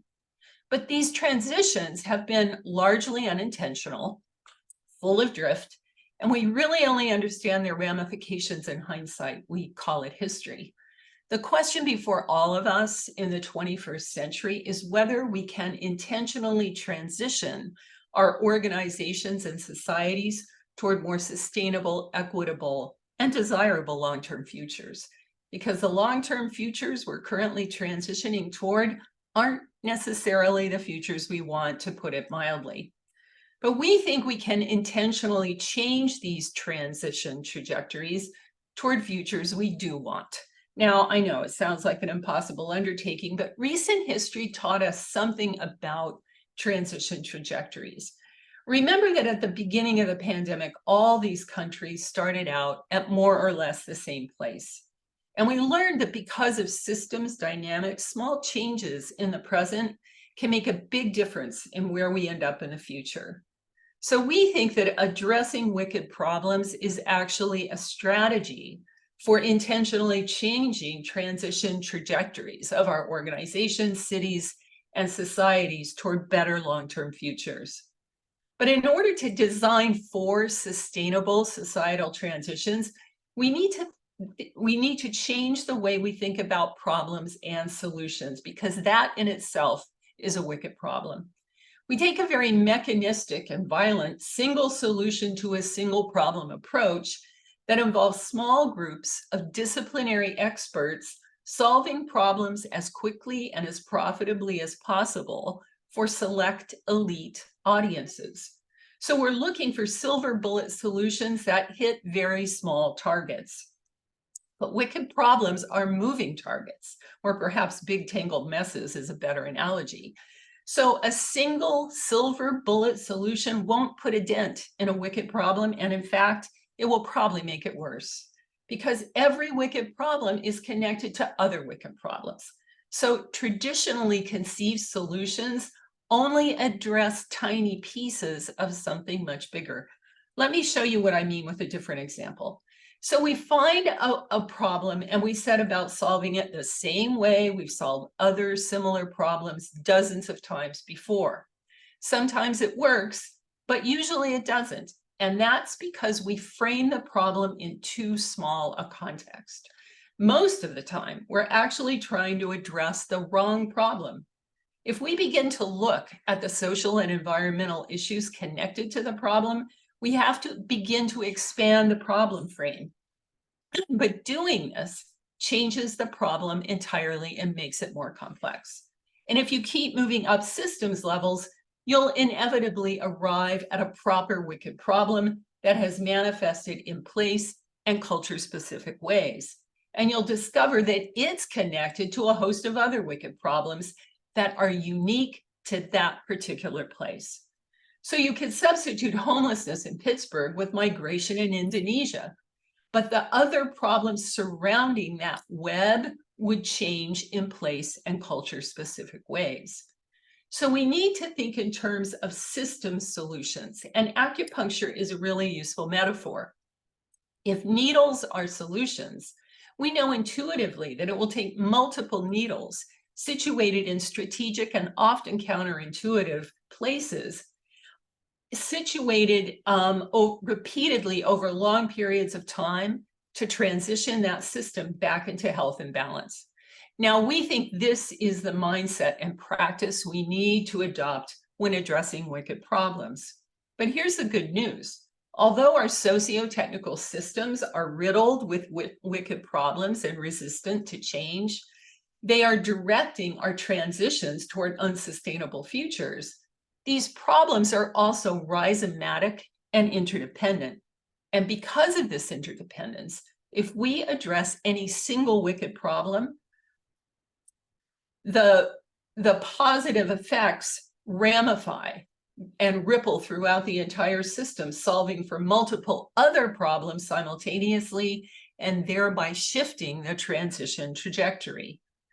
But to leverage these systems dynamics, we need to frame wicked problems within much larger context than we normally would, and banish the thought of a single solution to a single problem. So since 2017, we've been working on the following applied approach for framing wicked problems within radically large systems contexts that include the past, the present, and the future. And we do this by engaging stakeholders who are connected to and affected by the wicked problem in question in 6 steps. In steps 1 and 2, we create a systems view of the problem and map the relations among the people affected by the problem. We next extend the problem frame into the distant past to understand how it evolved over multiple decades or more to become wicked. This always reveals insights from the past that should be informing solutions in the present. We then extend the problem frame into the distant future and ask stakeholders to think deeply and creatively about what they want to transition toward. Backcasting from that desired future to the problematic present creates what we call a transition pathway that guides solutioning over long arcs of time. So we now have a problem frame that includes the past, the present, and the future. And we argue that then and only then do we finally have enough information about the system's problem to intervene in an informed systemic way with what we call ecologies of systems interventions. These solution clusters act as steps along that transition pathway toward that desired long-term future. Only ecologies of systems interventions, projects that are connected to each other and the long-term vision in symbiotic ways, will have enough traction to destabilize the wicked problem and ignite the process of problem resolution and transition toward the desired future. This is a template we use in both teaching transition design as well as in stakeholder research projects that challenges teams to develop systemic solutions. The vertical axis corresponds to the sectors from the problem map where stakeholders map the problem, and it challenges stakeholders to think about where specifically intervention should be situated. The categories in the horizontal axis correspond to the domains of everyday life that stakeholders use in their visioning exercise. This challenges stakeholders to think about the level of scale at which a particular solution would be most appropriate and effective. But here is what makes a solution cluster a systems intervention. It's the fact that from the beginning, solutions are conceived together and they're connected in ways that scaffold and amplify each other. And this is something traditional problem-solving approaches almost never do. Let me show you an example we created during the pandemic to look at the wicked problem of COVID-19 in the US and our region. This matrix shows an ecology for the problem. It's comprised of very diverse solution proposals that connect to each other in symbiotic ways. Solution clusters should be very diverse in order to address the multiple issues connected to the wicked problem in question. Here, we see projects that address deforestation, a lack of self-sufficiency in households and neighborhoods, ignorance of the origins of zoonotic diseases, and the economic vulnerability caused by the pandemic. All of these issues and many more are part of the larger problem of COVID-19. So the projects in green are tied to interconnected reforestation efforts at the local, state, and national levels. And these are reinforced by campaigns at the state level to educate both children and voters on the importance of maintaining wilderness areas. But the real art in creating solution ecologies that catalyze systems level change is in the way they're connected to each other. In fact, I think this calls for a new area of design specialty, the systems ambassador or catalyst, who works between projects, brokering and facilitating these connections. I'm not going to walk you through every project in the matrix, but you can see that they have been strategically placed within archetypal societal sectors and situated at the level of scale that best aligns with each project proposal's objectives. Another key distinction in solution ecologies is that some solutions are aimed at changing material artifacts, structures, or processes, and some projects are aimed at changing the non-material, our mindsets, our behaviors, or even our expectations. Systems theorist Danella Meadows argues that non-material interventions are actually the most powerful leverage points for change within a system. So any solution ecology must consider how the people already within the system need to change their mindsets, their attitudes, and their behaviors in order for the more typical material solutions to succeed and problem resolution to result. Another important component of system solutioning is the conviction that the connections between solutions are every bit as important as the solutions themselves, which also is a departure from traditional problem-solving approaches. It's also important to continue monitoring, supporting, and evolving these symbiotic connections over long arcs of time, so they achieve the traction needed to destabilize and resolve the wicked problem. In our research, we've been using this approach in workshops with actual stakeholder groups, which results in a systems view of the wicked problem and reveals where there is stakeholder opposition as well as agreement. Let me show you a recent practical online application. We run both in-person and online stakeholder workshops. So last year, we worked with the NASDAQ Entrepreneurial Center to look at the wicked problem of a lack of funding for minority entrepreneurs. 80 participants in 4 stakeholder groups undertook the 6 steps I just showed you earlier to map the problem, imagine a common future in which the problem was resolved, and then propose solution concepts. What we ended up with was a database of solution ideas proposed by the stakeholder groups connected to and affected by the problem. We then sort their responses into emergent solution categories, which you see along the top there. This quickly shows us the categories that every stakeholder group contributed to. We can tally their responses into a matrix of solution categories, which shows us where the strongest stakeholder support exists. We call this the low-hanging fruit in the system. Solution areas in which all stakeholder groups agree and where work can begin immediately.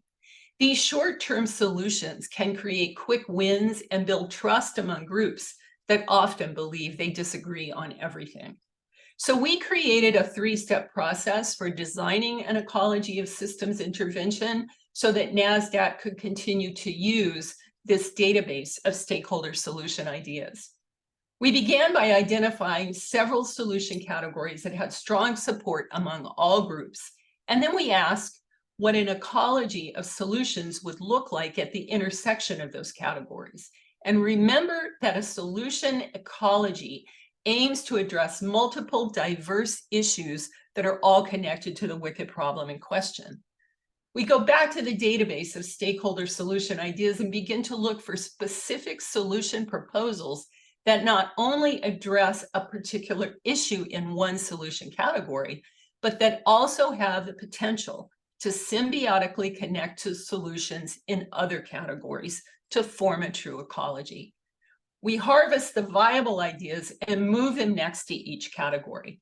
And you can see that stakeholders come up with very tangible and very workable ideas because they are the ones living with the problem every day.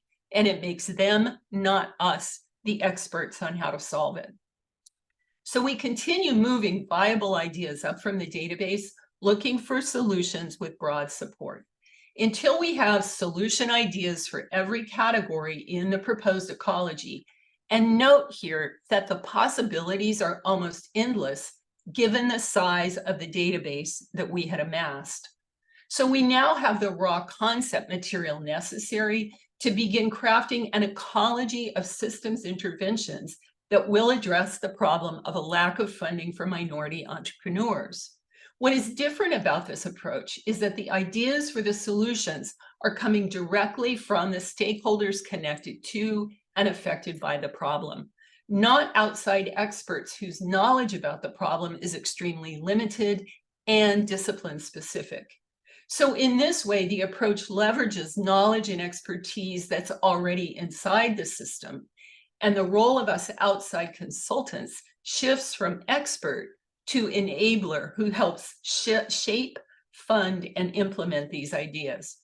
The work of crafting the solution cluster should be done in a co-design process with stakeholders, but our research team prototyped this solution ecology to demonstrate how stakeholders, funders, and a range of support organizations can begin to work with what we call the solutions toolbox that is the result of the data collected in our stakeholder workshop. Here are the 3 steps NASDAQ can use in a variety of ways. They can prototype solutions for vetting by the stakeholders and funders, but we're also working with Penn State University right now to use our systems maps to inform additional rounds of both qualitative and quantitative research. Now, the last thing I want to emphasize is time.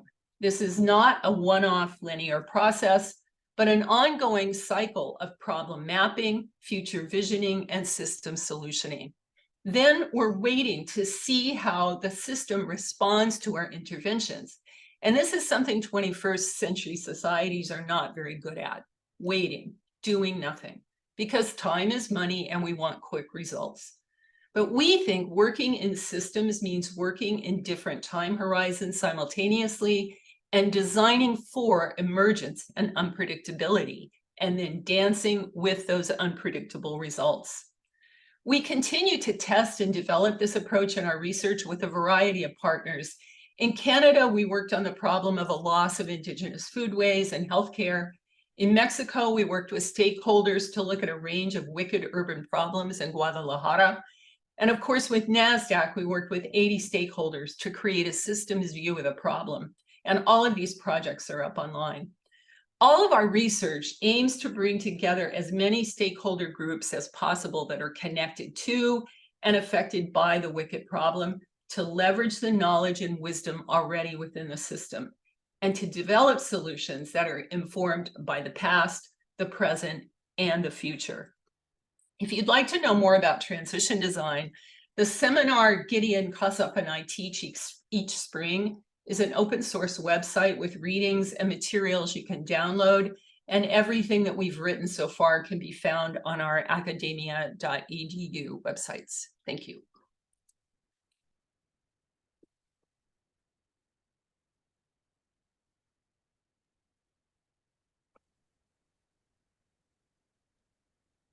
Thank you very much, Terry. We're not going to take questions, but after the second presentation, Camero, the floor is yours. Thank you, Molly. Thank you to everybody. Thanks to Terry, but also thanks to everybody being here. I'm going to talk slightly quietly because my house has gone to sleep, and it's a very small house, and I normally talk very loudly, so I've been told to be quiet.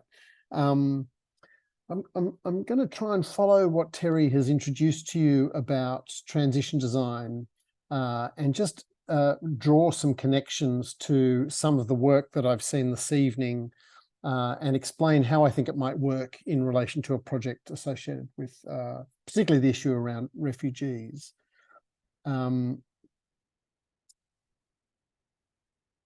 So Terry said a couple of things when she was introducing transition design around the way in which it is a systemic attempt to respond to wicked problems, and talked a lot about picking different combinations of solutions at different scales, sometimes even looking at quite distinct problems, so that you can start to get ripple effects moving through the kind of system dynamics.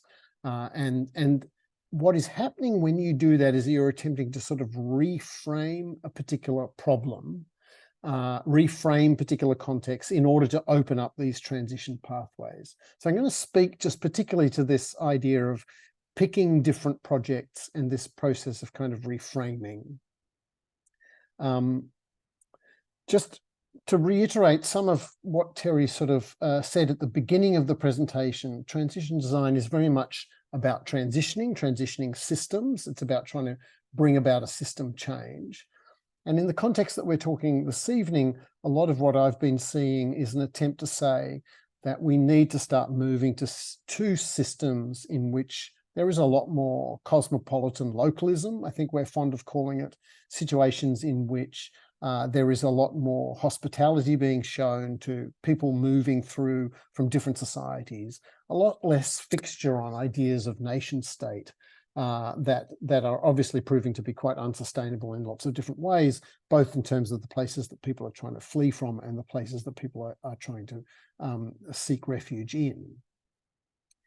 This means that transition design is a weird mix of trying to change everything and then picking particular kinds of problems, particular kinds of wicked problems, particular kinds of problems that arise and trying to solve those. And I think one of the connection points I want to make between what Terry said and a lot of the presentations we saw tonight is that we've seen lots of people who really understand particular situations, particular problems that they're trying to respond to. And have worked very closely with the problem sufferers, with the people in those situations, with local communities who have expertise and knowledge. We've seen lots of examples of really rich co-design. The question I think that we are trying to ask, and that possibly Mal is asking by having sort of invited Terry and myself to speak to you is how to kind of not just respond to the particular situations, but to enable an overall transition, rather than using transition design to solve the very particular context in which you're all working and clearly have a lot of expertise already. So it's more a question like, how can you do more? Which I'm sure is an exhausting question for somebody like me and a very privileged place to ask. But how can what you are doing in these specific situations also start adding up to the kind of system change that Terry's just been introducing you to? I think one of the other things to just draw attention to is that transition design is transition design. It's very much about material practices. Terry definitely drew attention to the fact that it's about mindset shifts, but it's about the way in which design interventions can bring about those mindset shifts, I would suggest. And just to give a slightly controversial example, a lot of transition design draws on social practice theory, on ideas that the basic unit of society are these kind of social practices. And this is slightly controversial because it's something that would point to the fact that somebody might have a mindset of being no longer racist. I'm using images here you might recognize from To Kill a Mockingbird as a way of kind of signaling a very North American example of kind of liberal anti-racism, that somebody really might appear to be anti-racist, but obviously the system, its practices continue to be oppressive. You know, one of the terrible things about the film, of course, is that the African-American is found guilty at the end of the film. There's a hope that some appeal will happen somewhere down the line, but the film sort of indicates the inadequacy of merely having an attitude without having these kind of material social practices that can begin to flow through the system and actually change that system. So a lot of what we do in transition design is to think about types of designing interventions that lead to shifts over time. I'm using a terrible example here, just of a particular kind of phased shift that those of you who are my age were taken through, this moment at which a series of different interventions opened up different ways of being in the world. First of all, different kinds of interactions, then different kind of practices associated with where things and files actually were, through to like whole lifestyle changes. And obviously these particular transitions are totally within a capitalist framework and have continued to lead to a very extractionist kind of system. I'm certainly not celebrating them as an example of sustainable design. I'm just indicating that design makes these interventions in order to open up new ways of sort of being in the world. As Terry indicated then, a lot of design, transition design, is about finding particular problems, particular points of intervention, and linking them up with other ones in the present. And the way you pick the different ones in the present is by having some kind of guiding vision for where it is that you want to get to. So the vision is there to disrupt the present and make it feel like things can be changed, but also to help you decide which ones you're going to try and link up. So I want to focus in particular on this question of kind of reframing current problems and practices, and not only solving them in the way they identify themselves right now. And this is controversial to say because often that will be the lived experience of the people you're working with, that they will be suffering a particular problem and will want it to be responded to immediately in certain ways. But the task of a transition designer is not to not do that, but to try to find the ways of doing that that will also open up the transition pathways, you know, that Terry was kind of indicating. I'm using an older version of the diagram here. So I want to talk a little bit about this kind of reframing. And I want to indicate that the job of a transition designer is to both solve for now and create this platform for change. And that the other key point I want to get across in this short talk is that it may mean dealing with something like refugee as an issue that we are not adequately enabling and helping people resettle, that we're not responding all the kinds of problems that a lot of people have identified in the presentations. It may mean that responding to that problem doesn't only mean dealing with those problems that are identifiable as refugee problems, that it can be sometimes important to solve other problems in another space in order to help reframe and open up a pathway to something that is going to be a kind of world that is more tolerant and more celebrating of people who are migrating, sometimes out of necessity, sometimes out of desire. How do we start opening towards a pluriverse that affords refuge, for example? So this is and I'm not working in the space in which you were all working, so I feel very tenuous about offering this, but my understanding of a lot of the situations around refugee politics is that the practice, the social practice, I'm going to emphasize that rather than the mindset. The social practice of being a refugee is about changing nation, obviously, both in terms of location and cultural practices.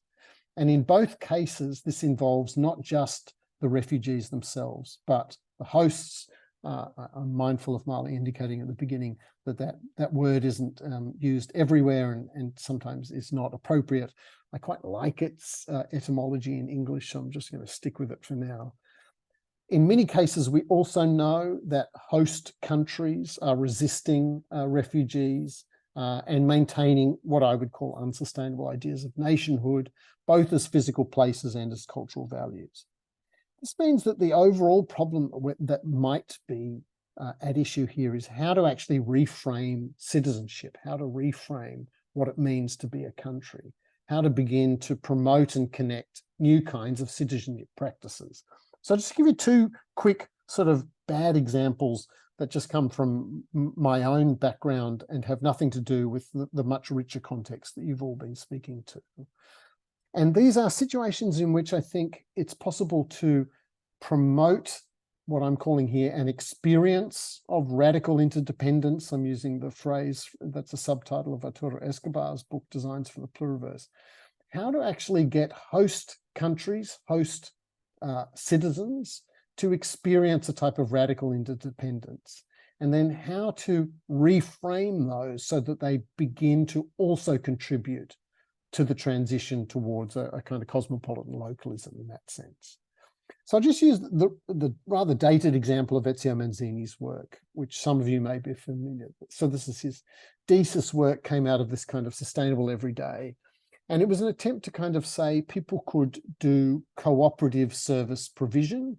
And a lot of the stories that we've heard in the presentations concern people starting to work together on community gardens, people starting to work together on journalist activities. So these situations in which people are beginning to actually provide these kind of services. So some of you might have seen these examples from quite a while ago from the DESIS project, Designing Social Innovation and Sustainability, in which there were just attempts to find and lend design to, but then also propose as models for other people. Situations in which communities were beginning to help each other, not as businesses, but instead in this kind of radical interdependence way. Just people offering little services. So these are all taken from Ezio Manzini and the Amoud project and François Hugo and a whole collective of researchers looking at ways in which households could begin to provide these little services for each other. So there are different examples here, food provision and repair services, and very dated examples of people shopping for each other. What I would suggest with examples like this, just as a way of trying to illustrate what I think transition design might do in the context in which you're working, or for this project, the Refugee Transition Network, what you're seeing are people who are starting to experience new types of collaboration. And it's very important then to frame those in ways that connect them to a refugee project, to helping refugee people find housing and employment and find ways of settling into a society. That if somebody is experiencing these types of projects, but they are being reframed, I've just given some examples here, some of which I heard this evening: active welfare, inclusive cities, participatory economies. You are in the process of creating what Terry was identifying as distinct projects that are beginning to link up. Projects that aren't necessarily about refugee, but that are starting to connect to people doing work in refugee in order to facilitate this kind of transition. And what I think might be happening is saying that in this kind of way, everyone is in the process of acculturating to a new society, even within the countries that they might be a citizen of, that everybody is in the process of transitioning at the moment because of things like climate change. So I'll give you one just quick local example. This is a terrible project, really terrible graphics, and I'm just using it only as an example because it was the only one I could find. You all might know that the country that I'm living in at the moment, the country known as Australia, has had some terrible bushfires, as many countries have, Canada, Greece, etc. We've had terrible floods. We desperately need people who are emergency service workers. We definitely need people who can help in natural disasters. So there's a very large push in Australia to get people participating in being voluntary emergency response people. just a bit slightly controversially, I'm going too long, but just unfortunately, we also know that a lot of the people who get attracted to do this kind of work in a society are often the kind of people who really don't want other people coming to their society, right? They tend to be people who love a rather militaristic exercise, and they can be quite exclusionary. So this was an attempt to say, okay, so we have a problem which is natural hazards, we have emergency services, we need volunteers. How do we begin promoting multicultural participation? How do we begin taking new migrants and encouraging them to start to be of service in this kind of emergency way? I think this is a really interesting example when Terry was kind of zooming in on some of the NASDAQ projects. This is an interesting example of one that could be a transition project, because it's a moment at which new residents in a country are working alongside old residents in a country to protect the country. And there is this kind of radical interdependence in the situation of constant change, which is climate change now. It's a moment in which people come to realize that they are both refugees, obviously not in the suffering of lived experience, but conceptually that everybody is seeking refuge. Everybody is in the process of acculturating to new types of society. And when you find these kinds of frames, you can connect projects that aren't in the refugee space to projects that are in the refugee space.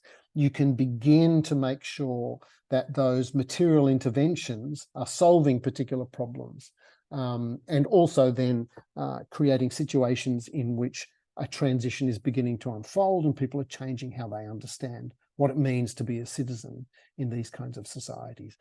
So it's a bit conceptual, but I just wanted to kind of give it an instance of different ways of linking projects and the role of reframing as you begin to do these transition design interventions.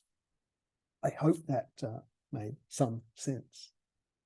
Amazing, Camero Terro. Thank you very much for sharing your co-created framework. Terry paint us a very big story of how to use this framework and what it means and why it came up to be. And Camero, thank you for the job of very quickly summarizing everybody's and anchor in our project. That is very great. I honestly want to share my anxiety of really don't know how to do this, because I imagine there's going to be many questions and comments after your presentations, but we only have 10 minutes of questions because we have one more activity after questions, and we want to get feedback from our ideas of how we put transition design framework and other frameworks into our project. But first, please, the floor is open for 10 minutes to questions and comments. If you are shy, you can write it in the chat and we read it, but otherwise you can speak in or put a hand up. It's up to you. If we are in a round table, just speak.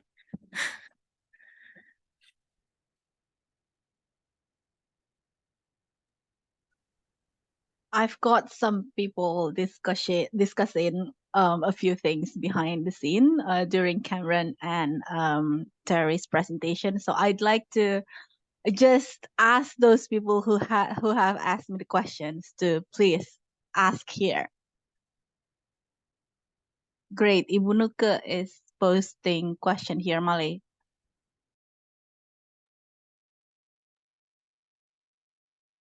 So can I ask the question? I'm the person behind the scene with Aquino discussing. So thank you so much for the insightful talk. I have a basic question actually. When talking about transition design, how is it different with planning?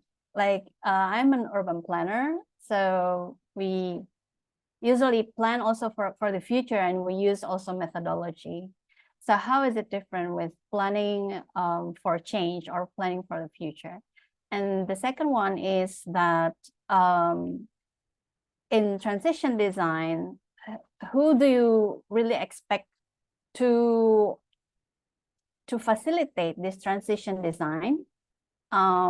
Is it the government, or is it, I mean, the ideal one is of course everyone, but who should be the priority to understand about this concept and then implement it or facilitate the transition design? Thank you. Cameron, do you want me to go first, or do you want to go first? No, you go. Yeah, really good questions. I think of all of the disciplines we've collaborated with, urban planning is probably the closest in kinship in terms of thinking in long arcs of time. I think that there can be less of an emphasis in working closely with a whole wide range of stakeholders over time. I think most disciplines they might do a quick burst and go and talk to people, and then the dynamic is still you go back into the studio and you solve the problem. So I think part of what we're asking is how do we develop better ways of staying engaged with stakeholders, and just one approach we've been trying is getting the actual solution ideas from them. We're actually working with our architecture department and our urban planners here at CMU to teach this to the architects to see how it might change the outcomes. I think in response to your second question, our approach is really about framing the problem in a very large context so that you get a systems view of it. And then once you're developing those ecologies, once you have a proposed ecology of interventions, we think that's going to involve sometimes grassroots efforts. Sometimes it might involve a policy that is going to, have to be proposed and implemented and voted on at the city or state level here in North America. So that's why I said, I think we need a new role for an ambassador who's going to work between the entities who are going to be involved, because we very strongly believe some of the solutions have to be bottom up, some will be top down, some will be lateral. And so how are you going to maintain coherence among all these different interventions? The upside, we think, is that you can go to a whole variety of funders and say, you might only be interested in funding this particular project over here, but if you do, you're actually going to be enabling systems level change. So you're going to get more money for your funding dollars, but somebody is going to have to sort of be the transition organizer among the different entities. But it's also important to say that once we get down to the level of crafting those different interventions, then most of us from many different disciplines are going to be working like we normally do. It's just that, we're going to be keeping our eye on the big picture instead of being head down, butt up and just working on our one little project. So it's really a question of systems levels, and our contribution is providing that very crucial systems view and looking for where to intervene first, I guess. Thank you, Terry. Yeah, and I would just follow up by saying two things. One, also just to respond to the question that's in the chat about predicting is there any impact in transition design that can be predicted from early, and how do you determine it? So I think on the one hand, what Terry's communicated in that answer is the hope is to teach designers to start being more systemic and to be more future oriented so that they can lay out these pathways. And that does make designing feel a little more like planning in that way. And a lot of designers are just problem solvers for now, and transition designers are people who are instead trying to think, okay, well, if I do this, it'll have these second order effects. I can get change over time. I think I would hesitate from saying it's predictive, and it's not as prescriptive as planning. It tends to be more about deciding on initial conditions and trying to cultivate emergences in the system, and then noticing what's happening and following up with other interventions and things like that. So it's a much more dynamic process than a kind of master plan. This is it, everybody find your own space in this and just go and do that. It's trying to be more attentive.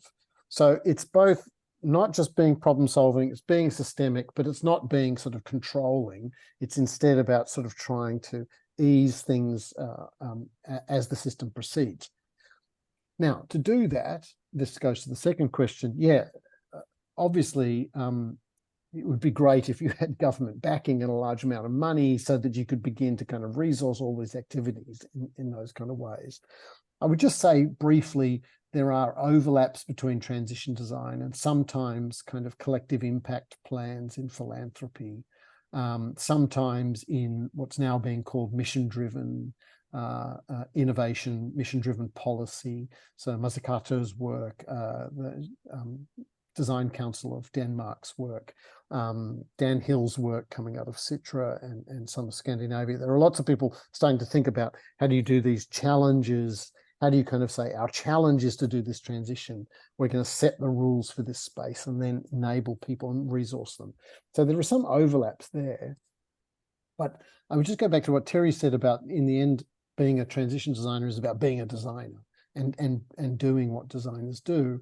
I would just add that I do think we are trying to convince designers, like everyone that I've heard talking in evening my time, to convince everybody to just be a little more conspiratorial, to convince everybody to talk to everybody else, to convince everybody to just start doing some connecting and planning and network and thinking, oh, you're doing this and I'm doing this. I know someone who can do this. Whereas obviously things can get overwhelming and you just focus back down on the problem. Terry had that quite nice illustration of just kind of like, I'm going to head down, let's just focus on this problem. Unfortunately, transition designers or transition design is trying to get you all to do more work and say, don't only do this, but connect, come to a network meeting like Marla has organized now, and you can think, you're doing this, you're doing it. Okay. So it is a kind of conspiracy. There's no quick way to say that. So happy that you're calling our event conspiratory event. I was dying to have that name. In my next event, it's totally gonna call like that. Thank you, Cameron. I think there are some questions in the chat. I'm totally dyslexic. We also have a hand raised. Okay, we have a hand. Back here. Yeah, thank you. Just very quickly, I love the framework. I had never heard of the framework before, and then listening to Cameron and Terry, I think this is a very good framework for systematic change. And in Asylum Access, we have been trying to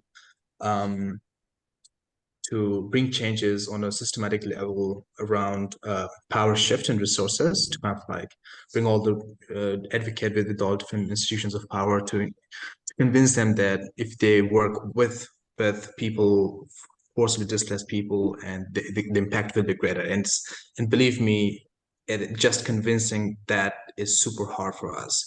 And we don't have a framework to kind of like work and support our work with that. And while I was listening to your presentation, I was kind of a bit of curious that how long, according to you, it takes that to design a framework like that, or a cluster of solutions for a sector-wide scale, and how much resources would it need according to your experiences? First, that question is directed to Cameron and Terry, and second question is to Mali and Aquino. How this transition design is going to be used in the transition refugee transition design, if I'm pronouncing it correctly, project that you were having. So just kind of like, because before the presentation it was a bit of like confusing. I was confused about it, but now that things are clear, I would love to hear that. What is your plan in using this framework in the network? Thanks. I'm gonna answer with the next activity. So I pass the floor to Cameron and Terry to talk about the length and the resources, because I'm personally also curious about it. We're working with tiny little money, with tiny little time. And I think someone in the presentations, I think it was Lizzie from UWI, we're starting to talk about the constraints of admin funding bodies into trying to do work. Well, I would say that oftentimes the first step for us has been to just do an initial presentation about how to understand these problems as systems problems and convince the powers that be or the key constituents that it's going to be solutioning over multiple horizons of time to begin to shift the problem. And then we just start working where we are. Usually in a system, somebody will come forward. They have some kind of resources. I will say that we've done a lot of work in the beginning for free. We don't always have funding. One of the things that we often do is we will run educational workshops for the teams who are then going to go out and pitch for money. So what we're doing is teaching them the transition design approach so that they can make a more systemic proposal for funding. And we've had feedback from everyone we've worked with that most funders are looking for that very thing right now. We worked with about 9 project teams all over Canada working on that Indigenous food waste project. So we taught them the approach, and then for a very small budget, we would meet with them in tutorials as they were writing the proposals and then as they were undertaking them. And Nourish told us that the proposals that were submitted from the people that didn't have the training were less successful than the ones that did. And it's not because of anything we've done. It's because people are waking up to the fact that you need systemic solutions. But what we all have to get better at doing is convincing funders and convincing governments and other constituencies that this is solutioning that takes place over time. What we have to do, though, is come up with quick wins. It's that low-hanging fruit in the system.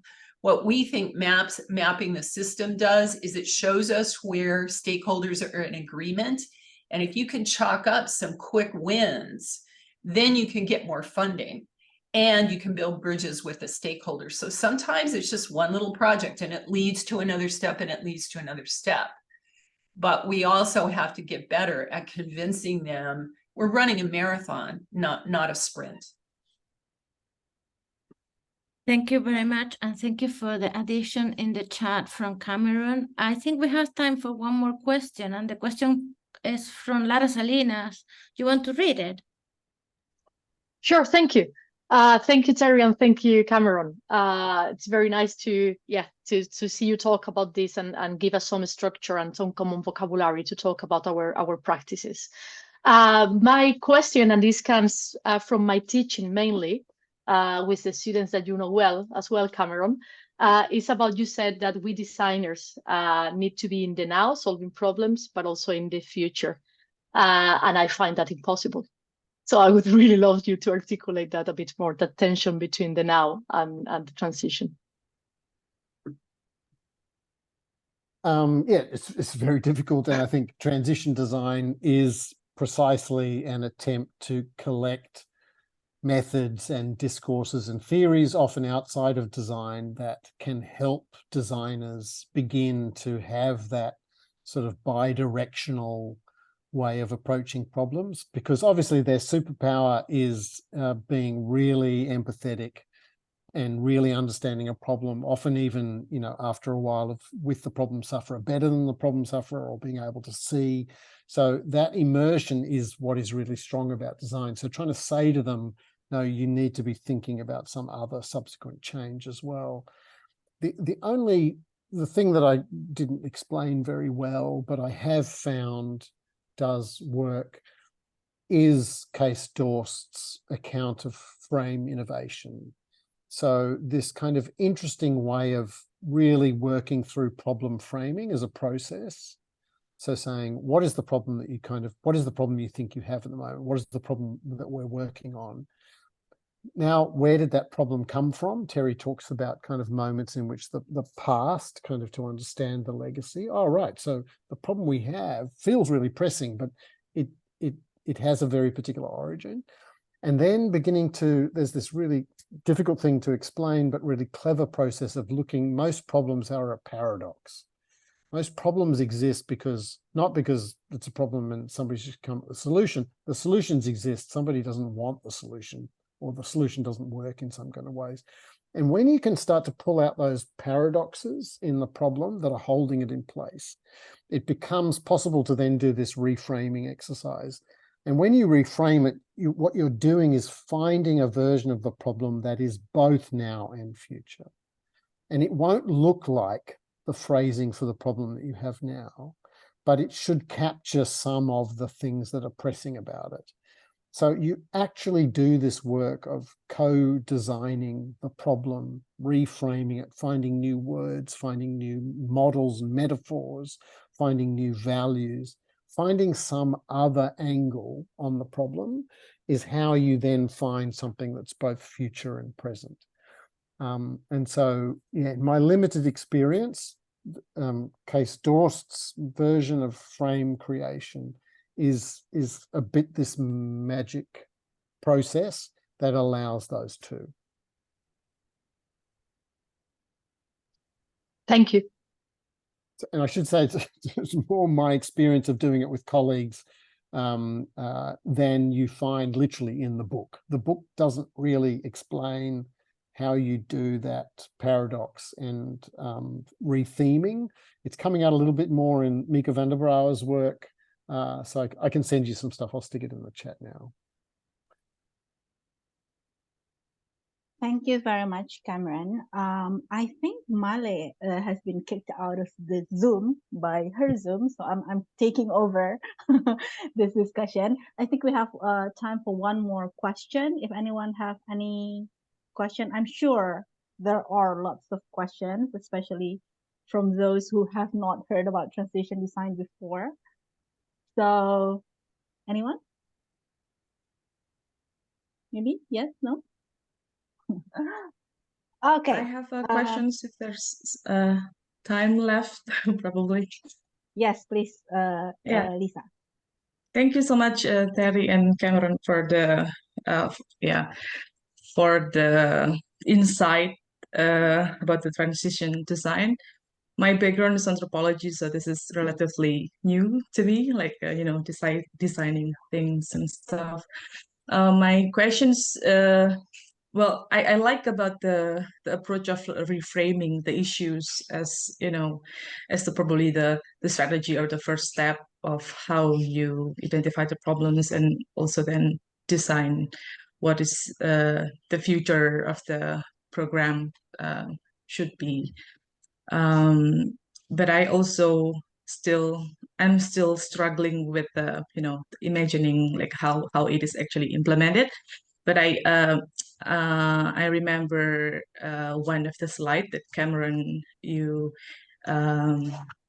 share about the the transition that is like middle phase, and then like for the more longer project term. I'm just curious if practically is it possible to just do like short transition plan or design project and then see how it goes, and then you will have to broaden it up till to the for the long-term phase, or since the beginning you already know what is your goal in the long term, and then you kind of like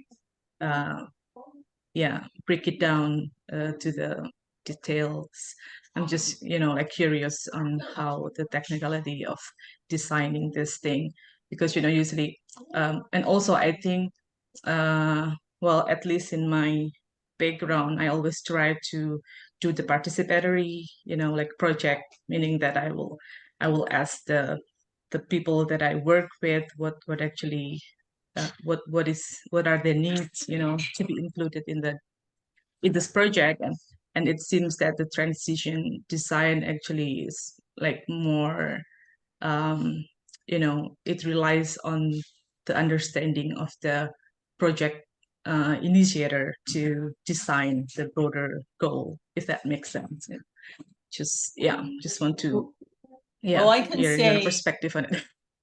I can Yeah. say that no, that last thing you said was not at all what we're advocating. We are trying to bring the stakeholder groups connected to and affected by a wicked problem together, and they are mapping the problem from their perspective.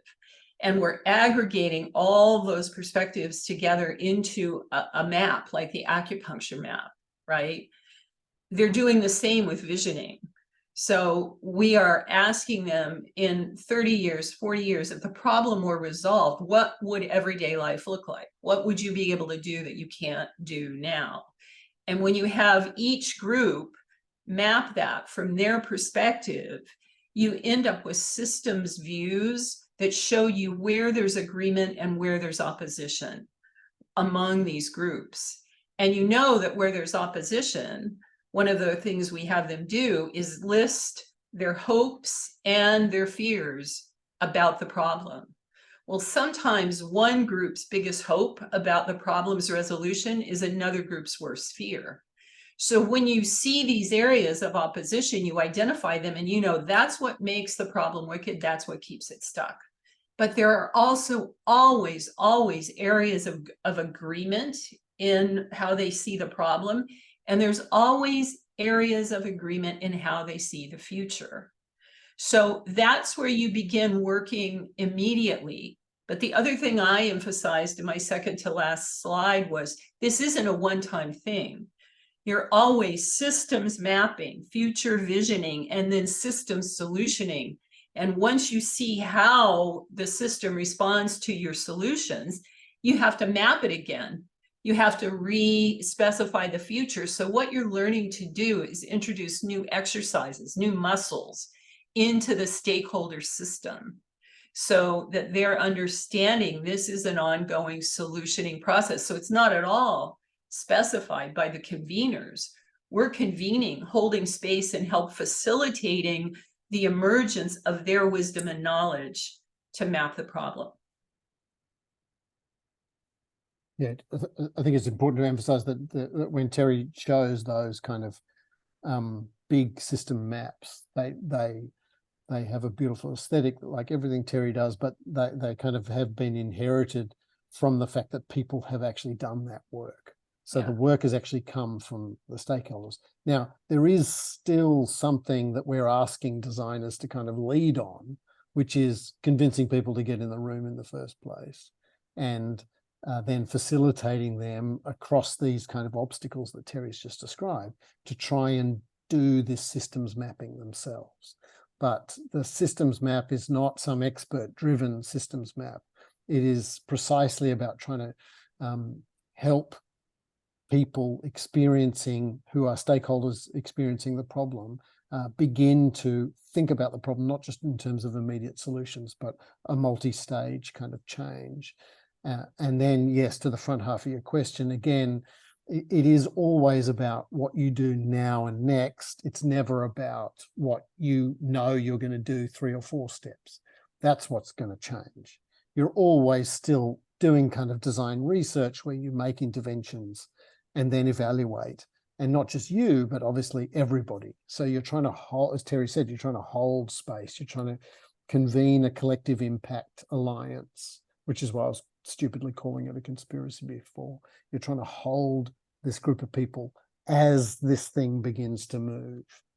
And it's quite an exercise, as Terry can tell you, for some of the ones she's trying to help wrangle. Thank you. All right, thank you very much. I think we're running out of time, and Male is not yet here. So, but this is like a reflection of what we're trying to do. Usually, it's like some works together, some interdisciplinary things work in the beginning, and then at the end something breaks down, and then the other have to take over the whole thing. So anyway, thank you very much, Terry and Cameron, for the sort of the presentations. We want more, of course, but we don't have time, and I think we need to move on. I just want to add a little bit is that this is exactly what we're trying to do in this event, is to trigger this kind of discussions. And as I said to like almost all my Indonesian counterparts, is that this is like a project to change the world one person at a time. And yeah, welcome to the network. So let me invite, again, thank you very much, Terry and Cameron, for the wonderful session. And thank you everyone for asking questions and have this great discussions. I would like to invite Loretta, while we're waiting for Male to try to reconnect, for the next part of our session. Loretta, are you ready? Yeah, thank you, Aquino. Could you share my slides, please?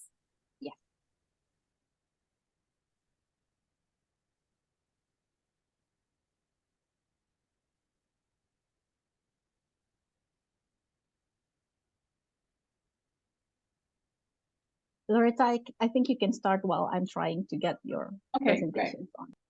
Thank you. So I'm going to introduce this pilot project of refugee transition network. It's called Living Lab Workshop. So this proposal is sustained by 4 different legs or methods. We want to look at first service design care. What can we bring to the refugee community and other underserved community? The second one is transition design, challenge the status quo, look at the problem that's existing in the current system, and what can we do to challenge that or to make changes on a system level. The third method, pluriversal design, also looking at other ways of living.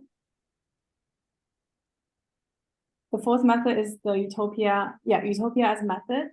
So radically reimagining the kind of society we want to speculate sociology and then improve, involves a holistic approach and the reconstruction of the society. Next slide, please. Oh, sorry, I forgot to mention. Yeah, please go to the 5th slide with the framework. I'm here. I'm back. Oh, okay. Wait, Mommy, do you want to? My computer kicked me out, but I don't know what Loretta has said, but I'm sure she's doing a great job. I think taken from Terry's answer about training others to become transition designers is the inspiration for our framework. And someone in the presentations mentioned the Design for Justice framework, and we also were inspiring for them, particularly to sort out some of the struggles of who get to imagine the future and the privilege of imagining the future, even how much space and resources you need to have to even envision. But it would be very weird to have a table of 5 legs, so we didn't put it in our list. At the moment, I'm only seeing 1 slide, but I imagine you already saw all the slides.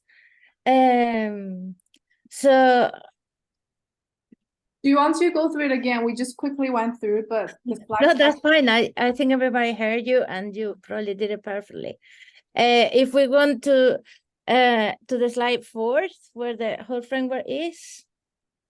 So yeah, inspire for utopia's methods that really mess up with the idea of a future as a continuum, that we can go back and forwards in a line, but actually it's more messy and more collaborative, and get inviting other ways of knowing into these different futures, and inspired by transition design and by service design aspect of caring, and by pluriversal design of other ways of knowing.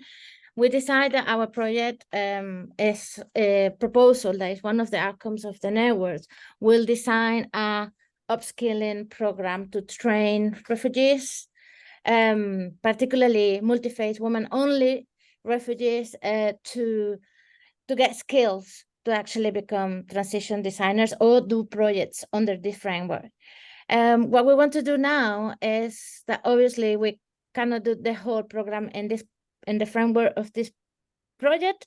We only trying the first aspect, that is where the start is. So we designed a little workshop, with one-day workshop, to try some ideas in that space. That is the space of orientation and vision setting. And Loretta will go through the steps of the projects, and then we're gonna go into groups, and we would like your feedback on the steps. Go with you, Loretta. Yeah. So the first activity we designed, next slide, please, is to have our participants share about themselves with a traditional ecological knowledge object. So by doing this, they're bringing something from their background with a mindset of sharing their culture, their value. It's a good way to pave the way for later on collaboration throughout the workshop. Mali, do you want to share this object? So we wanted to go away from the idea of starting with visions and fears, because we thought that the fear level of probably refugees and forced migrants is too big and overwhelming. So we decided to bring some object that is important for us. And this is an object that will introduce me. This is a coffee maker made out of a sock. It's very popular in Latin America. It's very popular in my town in the Andes of Venezuela, where we are coffee producers. And it means that we can make coffee without electricity. And it means that we can carry a cafetiere in our pocket. And it means that it takes very little resources. It's made out of a sock, and usually it's the hook of clothing hangers. So we were thinking that if I will be a participant in this workshop, I will introduce myself with this object, not just because I like it as an object, but because it means to drink coffee. It means home. It means smells. It means flavor. It means agriculture. It means the time of the visit, or nice conversation when we share coffee, at least in my culture. Thank you, Molly. The second activity is to map out the values of these tech objects, explore the significance. What does this object mean to our participants, and how do they fit into their life? So the participant will be working in pairs and share their stories, their lives, and hopefully this provides us more insights into the kind of values and priorities of our participants. Yeah, and the third activity is to create an imaginary utopia world where our participants are asked to imagine their tech object is in the center of their street, their community, where they live, and think about what could be different, what sort of new relationship could be formed, what activities would be generated, and what is their role in that community, imaginary community. This way sort of invites the participant to start very small, look at the object in front of them, and to kind of build this imaginary world and think about how the object could change where they live and the kind of community they're in. Can I add something there? The idea of reimaginary of the society comes from Ruth Levitas, and she says in her book that imagine a utopian, it may sound impossible, but to stay in the system is what is impossible. So we are trying to invite people to imagine the impossible, even if that is like a big leap. And we imagine that tech object be generative of all relationships in the street. So imagine that all my street adopt my cafeteria. So we will need people that learn how to do the cafeteria. We will be saving in electricity, and maybe that money could be used to something else, and so on. Yeah, thank you, Molly. And now we move on to the fourth activity. It's storyboarding the imaginary future. So the idea is to invite participants to use a very simple storyboarding or graphic novel type of template to tell a story in a life of their grandchildren. So how will their grandchildren live in that imaginary world?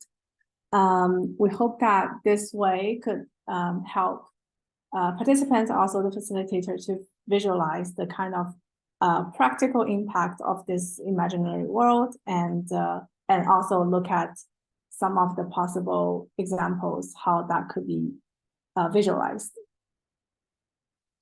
And the fifth and last activity is to bring participants together and look at, building on top of the third and fourth activity, what elements of that utopia future is the most important to them. It could be spaces, relationships, people, objects, anything that they want to grab onto that is the most critical elements of that utopian world that they envisioned.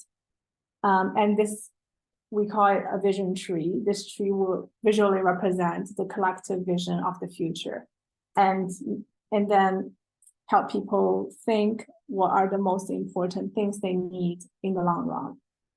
So these are the very quick introduction of the 5 activities that we have designed. Can we go to the next slide? Thank you. So now we want to use this opportunity to invite you to provide us with some feedback on how this reminds you of your community. Can you make some connection between this activity or what we have mentioned in this presentation to your work and your practice? Ultimately, we want to gather feedback, but at the same time invite you to look at this design and also the methods that we have mentioned today, and to see how we can collaborate for this project and beyond. Now we're gonna break into Loretta, I think we're running out of time. We only have 10 minutes. So we're sharing a mirror board for you to actually leave us your feedback in that mirror board. But I would like to talk a little bit of the next steps of the project. We're gonna follow up the conversations individually with you, because we want to invite you to be contributors of this teaching resource. I think in each of your case studies there is lessons that we can share to students, and maybe start the work of preparing others to work towards the transition and this conspiracy, in Cameron's words. So yes, expect emails from us and maybe a little work asking us for a contribution in that resource. The main outcome of the project is to develop or co-create a follow-up application for a grant, and we are on that. So maybe we call you as some sort of advisors or collaborators in this work, or partners in somehow. The other thing that we want to do is test this workshop, maybe with your feedback, after your reiterations of your feedback, in different places, to see if 3 main questions. People want it. People want the change. Is the right thing to work with that community? And if we have the right to actually facilitate this, if these are the skills that are desired. So in these 3 questions, we would like you to please contribute with the mirror board. But also, if there is any pending comment, we have about 7 minutes for an informal conversation or comments in the chat. Anything as a feedback would be great for us.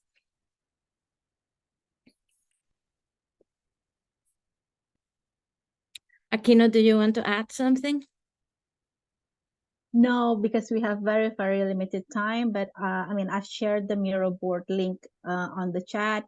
Maybe I can share screen for you to see how it looks like, but really, I think our big step from now is having this conversation with you, either on one-on-one or maybe in groups, or however we decide to do it later. But yes, any questions, comments, whatever it is for the last 5 minutes, please.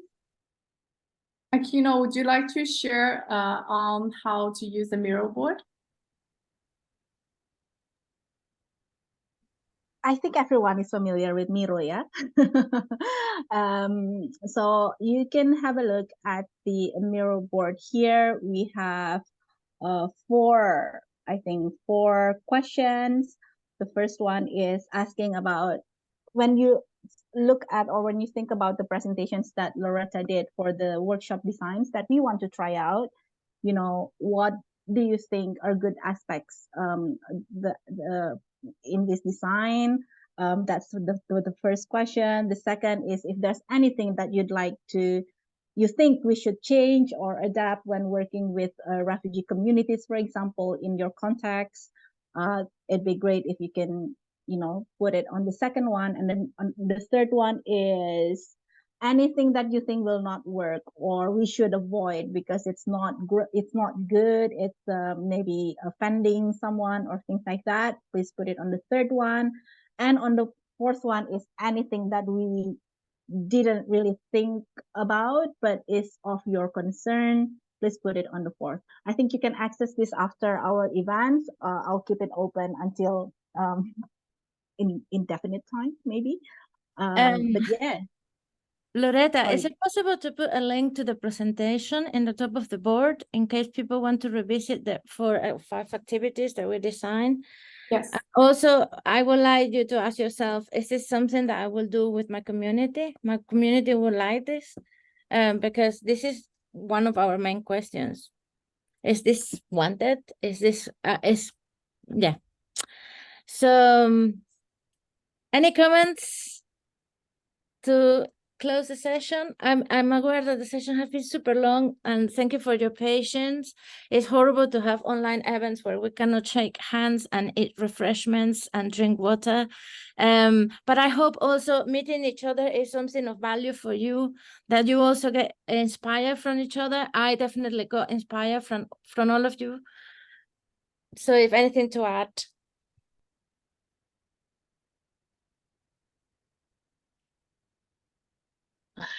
Thank you, Male. Thank you for organizing the event and to all the team. It's been wonderful. Including all the wonders of internet that disconnect me and in my moment of presenting. But all right. We still have 3 more minutes. Should we take a picture? Yes. Yes, we should do that in the beginning actually. But I think the Indonesian participants are like in the middle of the night. Especially Cameron, thank you so much. I know that in Australia it's like middle of the night. I hope you did take a nap before this. So in that case, we gave you 3 minutes away for you to rest and go to bed. Okay, hold on. We're still waiting for people to turn on their camera. For the picture. Yes. Loretta, are you good at taking pictures? Yes, I'm screenshotting. Great. Okay, are you ready? 1, 2, 3. Yay. Great. I think I got everyone. Thank you so much for attending. And yeah, it's been great. I also want to invite you to check the presentations in the folder. None of the partners of the project present today, but we have super interesting people. We have an organization, Concern, that do training for refugees. We have Richard Thigpenny that have many years working with refugees. We have the work of ourselves, RDI. So thank you very much. I hope these resources are used to you. Thanks, everyone. Thank you, everyone. Thank you, and have a good evening. Okay, thanks. Bye. Thank you. Bye.